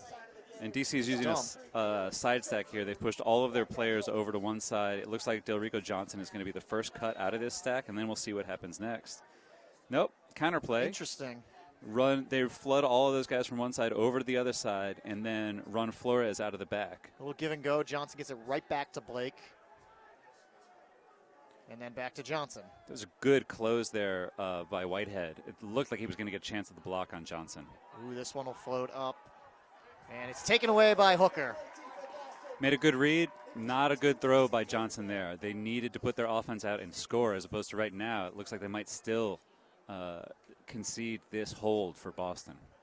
Frederick Braz to Whitehead. Whitehead looking for the end zone. And Terry Roth with his second score of the game. So that ends up being a hold despite Boston's D-line getting the score. And they leave 42.9 on the clock. Yeah, it's that's a really, really tough loss there for DC for that specific point. You use a timeout, you bring your O-line out, and you just end up with a situation where Delrico Johnson chooses to put up sort of a floaty pass towards the middle of the field. It looked like he was making the best with the options that he had, but your offensive line has to create better options for your throwers, specifically in this tight a moment. The downside, however, is when you call that timeout to bring out your O-line, Boston gets to choose precisely which players they want for this moment on this point to counter what you're going to do. It seems that Boston made an excellent choice there for who they put out. Worked out. They get their 17th score of the game, lead 17-13. It's pretty much shifted between 4 and 3 scores. The difference for DC as we've gone back and forth here almost this entire third quarter. DC still outscoring Boston, at least at the moment, by 1. And DC's got a bit of a gamble here. Do they want to try to use all of these 42 seconds, or do they want to try to get a quick score and then try to get another break against Boston? That was very close. No, Boston's got it. Yeah, that was a clutch block. And then they throw it away. Well, bit of contact there. It's going to be Boston's disc. Delrico Johnson was coming back from the player's blind side, made an admirable play at the disc, but there was just too much contact there on the body. He may have even gotten to the disc first. I think it's a spot foul before the catch was actually made. It was Nick Murphy who got the initial.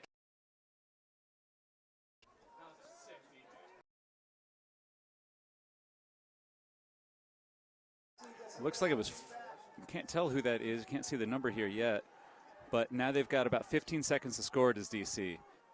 They would do wise to take their time and figure out where the open player is. It's Blake right now, which is not Blake's really the guy you want to leave open. Yeah, and he gets his flick off to the end zone, and Johnson beats Hirschberger to the front pylon, and he gets the score, and it'll leave just 2.6 on the clock. They cut it again, back down to 3, 17-14. Big stand there by DC to get the block back. The willingness and the conviction necessary to commit after that sort of hiccup, after something goes wrong for your team, the other team gets a catch block. That's what makes Ultimate so much fun to watch. And once again, it's Lloyd Blake to Delrico Johnson. And he found that pass. It's one of those things where you talk about, do you want to rush into the end zone or not? And he decided to take a shot from about 30, 35 yards out and just zip it back in there. Johnson was a little upset with the amount of contact there and very emphatic with the spike, and that's all good, but we want to make sure that all the players are okay coming off there. It looked like the defender may have gotten the worst of that contact. Hirschberger. Yeah. Hirschberger's a lot bigger than Delrico Johnson, too. He's one of the biggest players on the field tonight. And he's a guy, too, we talked about it the first couple of games we did for Boston. He's coming back after missing all of last season with a shoulder injury. So, that's well, the wind will hang up there, but it's going to land on the track. Actually, might have went over the fence on the other side. I was just going to start talking about the worst thing that DC could do here is just sort of pull it out the side, or it gives Boston a legitimate scoring opportunity rather than forced scoring opportunity. They've got 2 people on the mark, which means they have 5 players in the end zone with 6 offensive players for Boston. Here's the hammer trying to pick a spot. Hammer, and it's caught. Boston's got it. Wow, what a play there to finish the third quarter. Woo! Big time play. These pulling errors for DC, it's Carter Thalen. It's just killer to watch that sort of thing happen where all you need to do is throw the disc down the field, keep it in bounds, and what the player does instead is imagine like sort of the best pull and get yourself sort of fired up to rip that disc all the way down the field, and you end up over-torquing and throwing it outside in just out the side of the end zone. I mean, out the side of the field there. It's plays like that where the difference is between going into the fourth quarter with a 4-point lead or a 4-point deficit and a 3-point deficit. That's huge. They've shown the ability to go on a 3-point run in this game. They've not shown.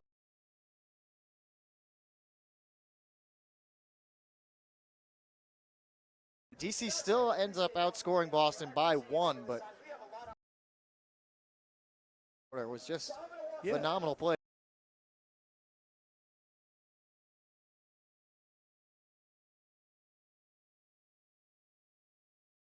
The players are running free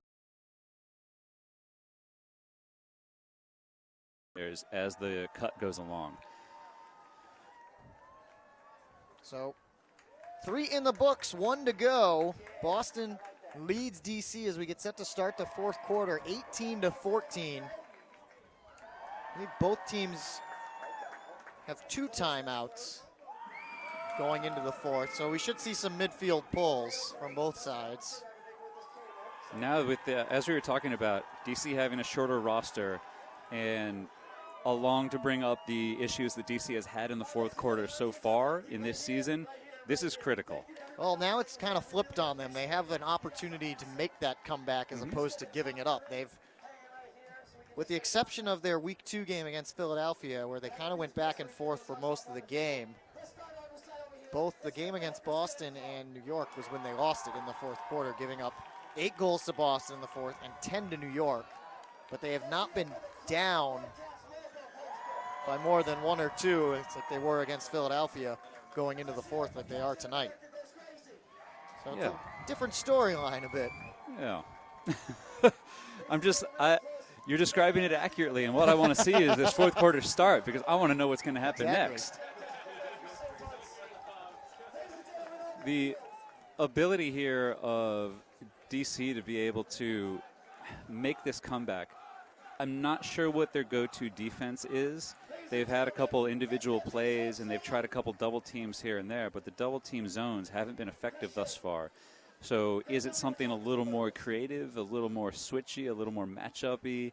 Is it switching the matchup specifically against Boston's O-line to try to jumpstart a couple things? They've been playing really good handler defense on the whole. They've gotten a couple blocks back there, and they've also forced Boston away from their first reset looks, which is kind of the key to making it difficult for any offense to score. Boston has second reset looks, third reset looks, and other players to go to, but it's just that notion that you can't look to your resets late. Otherwise, you'll not end up with the best result. So I have to say I stand corrected. It's actually 3-1 in favor of Boston for the timeout situation. DC used 2 in that. Right. Because they had a couple of times where they had substitutions, and then they missed the opportunity on that last timeout that they used. And Boston's D-line was able to just come right back in and score anyway for the hold. Yeah, so that was a big point. That might come back to bite them here in the fourth quarter with an opportunity for only 1 midfield pull. Well, between that timeout that ended up being ineffective and the pull that went right out the side, it didn't even roll it. Like if it had rolled out the side, then they would have had to take it on the sideline. Since it floated out, they got to take it in the center, which meant that you had to cover both sides of the field. And the ability to throw the over-the-top hammer that comes down quickly, that removes the time for the defense to get into position and make a play on the disc.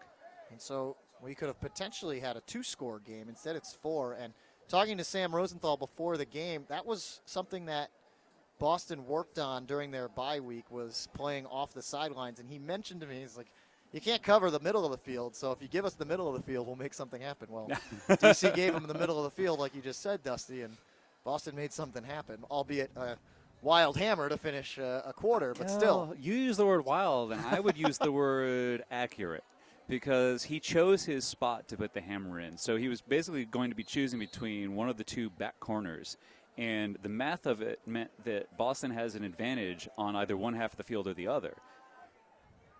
And they took advantage of it. We'll see. They start with the disc, too. Griezmann with the pull. And Hartwiger reels it in right up to Inselman. And they are coming out in a bit of a zone look here. Sort of a 3-2-2. Good layout grab from Clark. Inselman's got it back. Good defensive pressure here from DC. I do like the way this is looking. They've created a couple opportunities, and it's something that Boston hasn't seen from them so far. Boston finds a way up to the sideline on the far side for Chan. It kind of breaks through. Yeah. Now Boston's at a little more of an advantage on the offense here. It looks like DC has crumbled back into a man. Yeah. Yep. Still a good offensive point. I mean, a defensive point for DC, and it's not done yet. Making Boston work. Still have an opportunity. Little swings it over to Hartwiger. Sandy's, and there you go. Yep. Puts a pass in a tough spot for Jay Clark. He can't hang on to it. Good effort from him, and Bellinger will pick it up as DC looks to get a break. It was definitely behind the receiver. One-handed grab for Griezmann. Laser up there that he defended himself from and then made the catch. It's Kerr right up to Webster. Webster trying to get around the mark. Back to Cobb. Cobb looking to continue the swing. Bellinger. Chan was trying to track that in and make a play on it. Minor with a good bid. beats Little to the spot and makes the catch. All he's got to do is get those big paws on Low it. throw and bounces off the palm of Bellinger. I don't know if he was throwing to Bellinger or Cobb, who was kind of in the lane as well. Needed to be more declarative with his throw. Little with a lunging grab. Gets it with the left hands. Up to Chan. Chan dealing with Healy. Hallgerd was open deep there, uncovered. And whether Boston wants to slow it down or they just didn't see him or have an open throw, I'm not sure. This is not helping DC's cause at all either. This is a long opening point. And they take it away, Bellinger. Nice read and block by Bellinger. He's got it. Shy of the end zone, about 10 yards out now. A little more, 11, 12. Bellinger gets it back. Webster and Healy. He threw it behind him. Kerr was totally uncovered in the end zone there. Yeah, I saw that. And Webster chose to throw it back toward double coverage in the center of the field. And now we've gone through 2.5 minutes in this quarter. DC's chances are ticking away as the clock ticks down. Inselman's got it, and Boston will be content to just continue swinging it with these little passes and let the clock run. DC's still functionally sound, formationally sound in defense is what I meant to say there. They're still doing a good job here. They're sticking with it. They have to get this goal. Another opportunity for a break. Right up to Kerr. He's got a guy wide open in the end zone, but he goes to a different man. He goes to Looked like it was Griezmann there on the side. Yeah, there were two players open in the back of the end zone, one towards the center, which was Webster, and I think it was Minor open here on the close side. But it doesn't matter which player you throw to if you complete the goal. And now with 3 minutes off the clock after that first point, DC's got 7 minutes to make up a 3-point deficit. So they open up the fourth with a break, but took them several tries before they could do it. And like you said, specifically 2:59 has expired. There's 7:01 left. Every second counts if you're DC. All true. As we saw, 2 seconds can be a goal. Yeah. If you get a bad pull, an opportunity to put it up right off the pole. So Boston actually puts their kind of a hybrid line. A couple of the O-line guys who did not play on that last, but mostly defensive players out there, as that was a very long point. And DC is doing the same thing. Johnson was with the pull there. Khalif is on the field. Blake is on the field. So work out if DC can get a turn. They'll have a lot of their offense out there. Pass is put up to Stevens, and Stevens lets it rip as Katz is alone downfield in the end zone. That was no problem. There's a chance that that's why you don't put the offensive line out there on defense. They missed their assignment so early in the point that it was a mere 14 seconds for a goal. If anything, that keeps the clocks somewhat in favor of DC's comeback chance. Well, that's true, and this is a tactic that you use in club frisbee when it's untimed as well. You either want to go for the quick block or let the team get a quick score. So you just want to force this point to be over soon. Yeah. So they do that, but nice put from Eric Stevens, and Boston uses one of their timeouts for the midfield pull.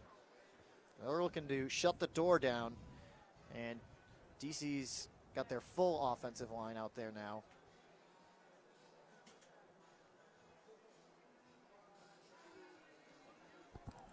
.647 left to go, 19-15 the score.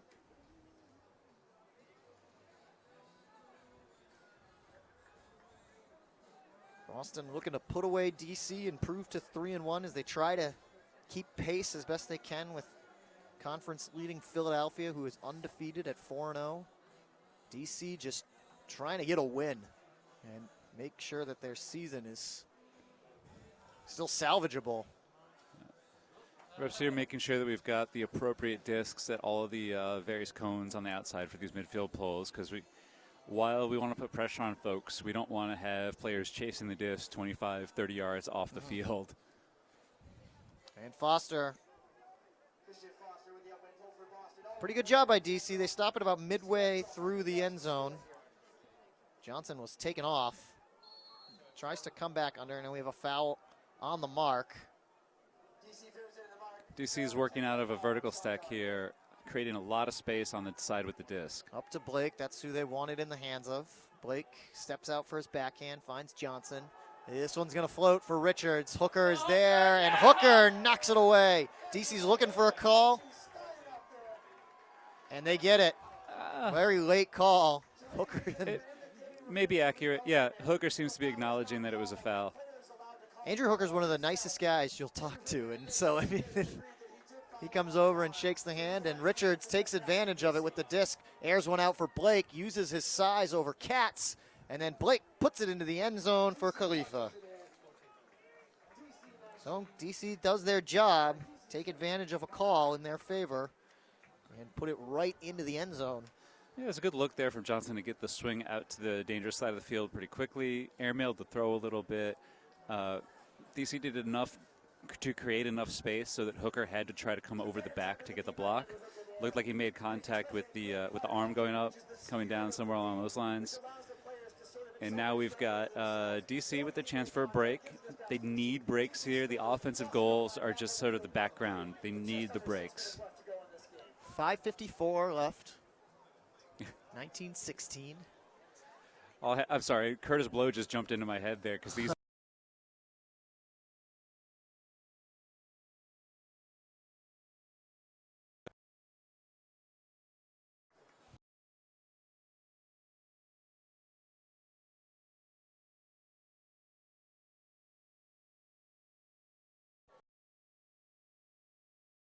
Pull hangs up there, not too deep. Cooper reels it in. Up to Taylor, Clark. Inselman was taken off downfield, which we haven't really seen tonight. Nearly collided with Fallon, who just made that catch. Yeah, it was a very scripted play. So it was. Ooh, big gamble by Fallon. Pays off, and Boston just missed the end zone by a foot. And there it is. It was 2 chances at a block there for DC. 2 good chances. The first one didn't quite get there, didn't quite extend far enough. The second one was so quickly through the space that the defender didn't have a chance to get there on time, although he did extend through that space eventually. Inselman gets the goal. His second of the night. He's had a pretty nice debut here, as Boston was hoping when they signed him to this team this season. Missed the first couple of games. He was supposed to be on those road trips and then had an injury that he was trying to come over or get over. Yeah, you don't want to rush folks in, especially early on in the season. You want to start off strong so that your teammates trust the way that you play. And Boston has already gotten out to their 20 points here, and that's usually sort of a sign that you're going to win the game, is getting out to 20 points. 20 points and above is a good sign that you'll win. 20 points and below, or 19 points and below, is a good sign that you're not going to win. Now, there are cases where both teams get over 20, and that's a whole different change. But generally, a good rule of thumb, 20 points is a victory. We saw Boston put up 30 a couple of times last season. We Yeah. saw Portland already this year at 27. So There's a certain point where you realize you have the advantage, and you just keep pressing forward. he's your second time out, another midfield pull. DC's done a pretty good job back-to-back times here with these midfield pulls of stopping them. They have an interesting tactic where they have a couple players come in to field the pull, and then Blake will run backwards towards the disc, laying on the end zone to come to pick it up. Here he throws that scoover over the top that was just a little too far for the receiver. First bad throw we've seen from Blake. He came into tonight with a 91.5 completion percentage, having made 117 throws so far in the season. That was before tonight. I think he's the league leader in passes overall. And if Boston gets this break, Which they did. yep, Foster to Stevens. a little upline pass, create a little space, throw it out in front. That's Boston efficiency, is taking that short field and not wasting it, not squandering their opportunity for a break, punching it in. Now they're up 5 with under 5 minutes to play. 4:48 to be exact. Yes. And we're at the point now where unless DC has the ability to make the miraculous comebacks that we've seen from a couple of other teams, they're pretty much out of this one. So the rest of your MLU Week 4 action, as we said, DC will be down in New Jersey tomorrow to take on the New York Rumble at in Orange High School Stadium in New Jersey. Out west, Seattle and Vancouver rematch after Seattle defeated the Nighthawks for their first win. And then Portland and Vancouver will match up as well. Be interesting to hear how Vancouver has been doing on their first day of play this weekend. Hopefully we'll be able to check on that once we get out of the broadcast here a little bit. Anxious to see how the Nighthawks are doing on this weekend as well. It might be San Francisco and Vancouver. I could be mistaken on the West Coast. Well, it's certainly Vancouver playing Yeah, they have the back-to-backs. 2 games, and I know Seattle is one of them. But I think that's San Francisco.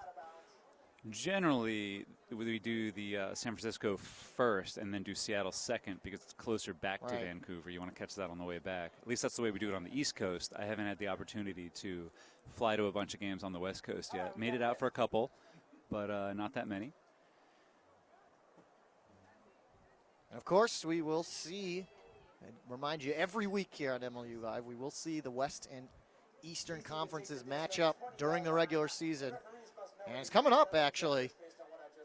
As Freddie Sy gets that pass from Blake and then unloads. He's got a couple of cutters downfield. Boston, though, comes over, and Doherty bodied out one of the DC players, and I think just got enough of a fingertip on that one.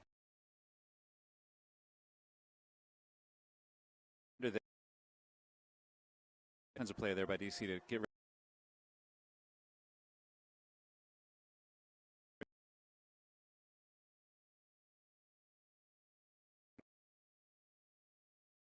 And there it is.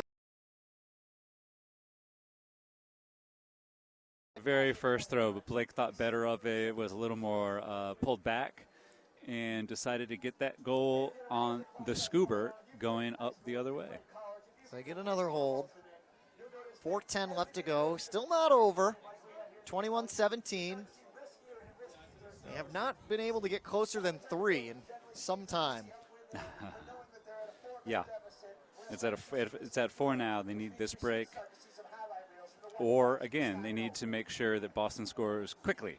It's got to be a block or a quick score. Khalifa seems to be a little worse for wear after that last play. I'm not sure if he came down tangled up with another player or if he just came down awkwardly there, but he did have to go up and make that catch. Boston is going to be off again next weekend. So their games, or this game, sandwiched between 2 bye weeks. That's as a result of all these doubleheader weekends. Teams are getting some time off during the season. Yeah. And they'll be back in action on the 14th when Philadelphia comes in. DC, I believe, also off next weekend, as they have played every week so far. And we should have everybody up to 4 games at that point when we come back. And the 14th will be that first interconference matchup as New York travels out to San Francisco. If that swing pass had been out to someone other than Tyler Chan, it wouldn't have been caught. He had to accelerate big time to go out and make that catch. And he points back as Thalen hits him for the pass. Chan up to Hulkyard. Inselman trying to get around the mark. Nice job to Thalen. Chan's got it back again at center. Looking to a vertical stack here from Boston. Cobb just backed off at Chan, but he didn't pull the trigger. Thalen again. Thalen pivoting, and then Chan. This one's going to be close to bid. And Taylor just kind of fell on top of the disc, but couldn't make the catch. It's one of those problems when you're either taller or running a little bit faster or coming into a strange angle where when you bid, you end up going up rather than down and out. And you have to slide your hand under the disc rather than trying to go for the full distance. Very tough catch.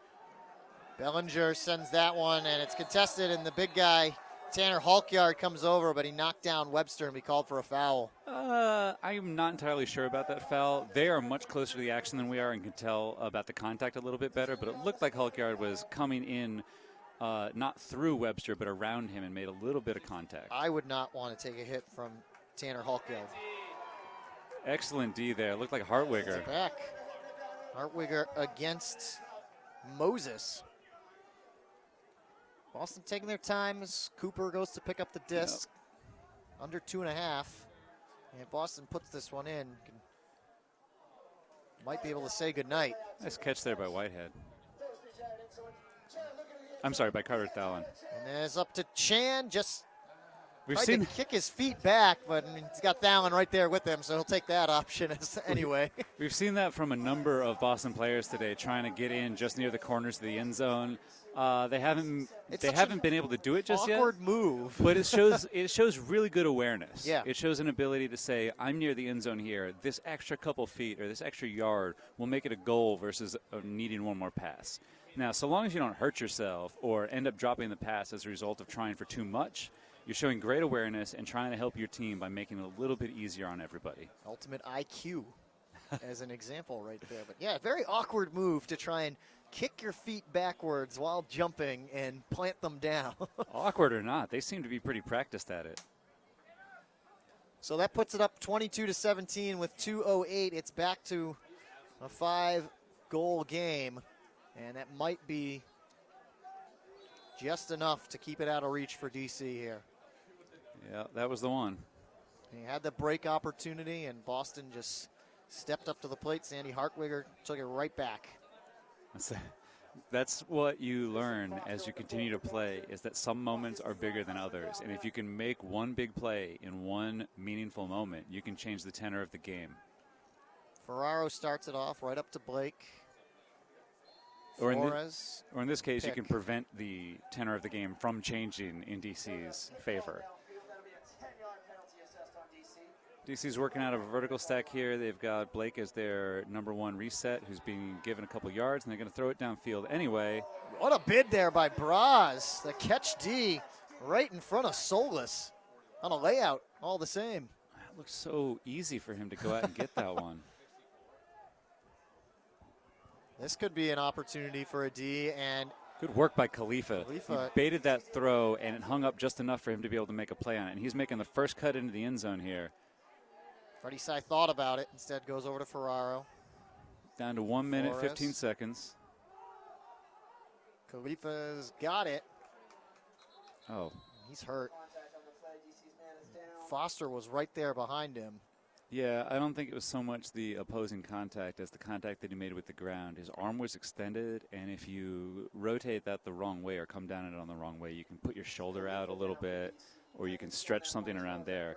If you come down really unluckily, you'll do something with your elbow, which is a whole other problem. The training staff yeah. right out there, as well as DC coaching staff. He's hurt. Huh? He's been taking a beating out here today. He's been making a bunch of plays up high, kind of awkward bids. He's come down with most of them. So he's having a good day. We're happy to see him walking off here. He'll be checked out to make sure his shoulder's all right, sort of the upper body rather than the lower body. Leaves 1:09 on the clock. Tried to dump it back to Sy, and it just goes right through. Much pace on it. It didn't need to rush there. It might have been helped by putting a bit of an outside in, a little bit of float on it, rather than gunning it in. You walking up to the disc, telling Boston to, well, he just throws it away, short. But he just telling Boston, calm down. Let's kill some clock here. And now he'll look to get it back against Flores, and good recovery. It's a really good box out by Flores. The ability for him to go up and get the disc over top of that very good box out, that's a great defensive play. It was kind of his fault that DC had the opportunity to score there, so he felt that extra pressure to go get it. Banerjee's just going to walk it up to the front of the end zone. Clock ticking away here, 15 seconds. Boston is going to go on to win this one, improve to 3-1, and a troublesome start to the season continues as Whitehead's got it, sends it across to Braz. I don't know, will they put it up? Yeah, why not? Foster deep in the end zone as the clock expires. It's D'd up by DC. Good response for them not to just let Boston take that last shot at the end zone. Yeah, it's always a question when you're ahead by a decent number of points. Do you want to take that shot or not? It's a certain thing. It's like, do you want to stop playing Ultimate before the game is over? Or do you want to take the extra, maybe meaningless shot that the other team can take a little bit of offense to if they're primed for that feeling? So that's our final score, 22-17. Boston wins by 5. Both offensive sides of the disc there. Had impressive third quarters, but the early start in the first half for Boston allows them to hang on and improve to 3-1. And DC just continues to struggle here to open up the year, and now 0-4. Yeah, that's a really tough start, and it puts more pressure on their game tomorrow against New York. That can do one of two things for DC. It can either fire them up about their opportunity tomorrow to take down New York and put a win in the correct column. It could also make them think about this negatively and be like, well, we had just another game. We just don't seem to be able to do it. And you have to stop that negative slide. You have to make sure that you stay positive about what's going on. Well, that'll be up to Coach Will Smolinski to keep his team motivated for tomorrow's matchup against the New York Rumble. Make sure you tune in for that one, 4 p.m. start. Dusty will be down there as he'll be joined by Dan Hilton, I believe, on the call of that one. So tune in, MLU Live again, 4 o'clock start, DC and New York. And make sure you check out the West Coast games tonight as well. And that should do it here. Our final score, 22-17. Boston again bruised to 3-1, DC 0-4. I'll wrap it up here in week 4 at Hormel Stadium. On behalf of Dusty Rhodes, our camera person Dana Matson, I'm Jeff Poster, and we'll see you next time.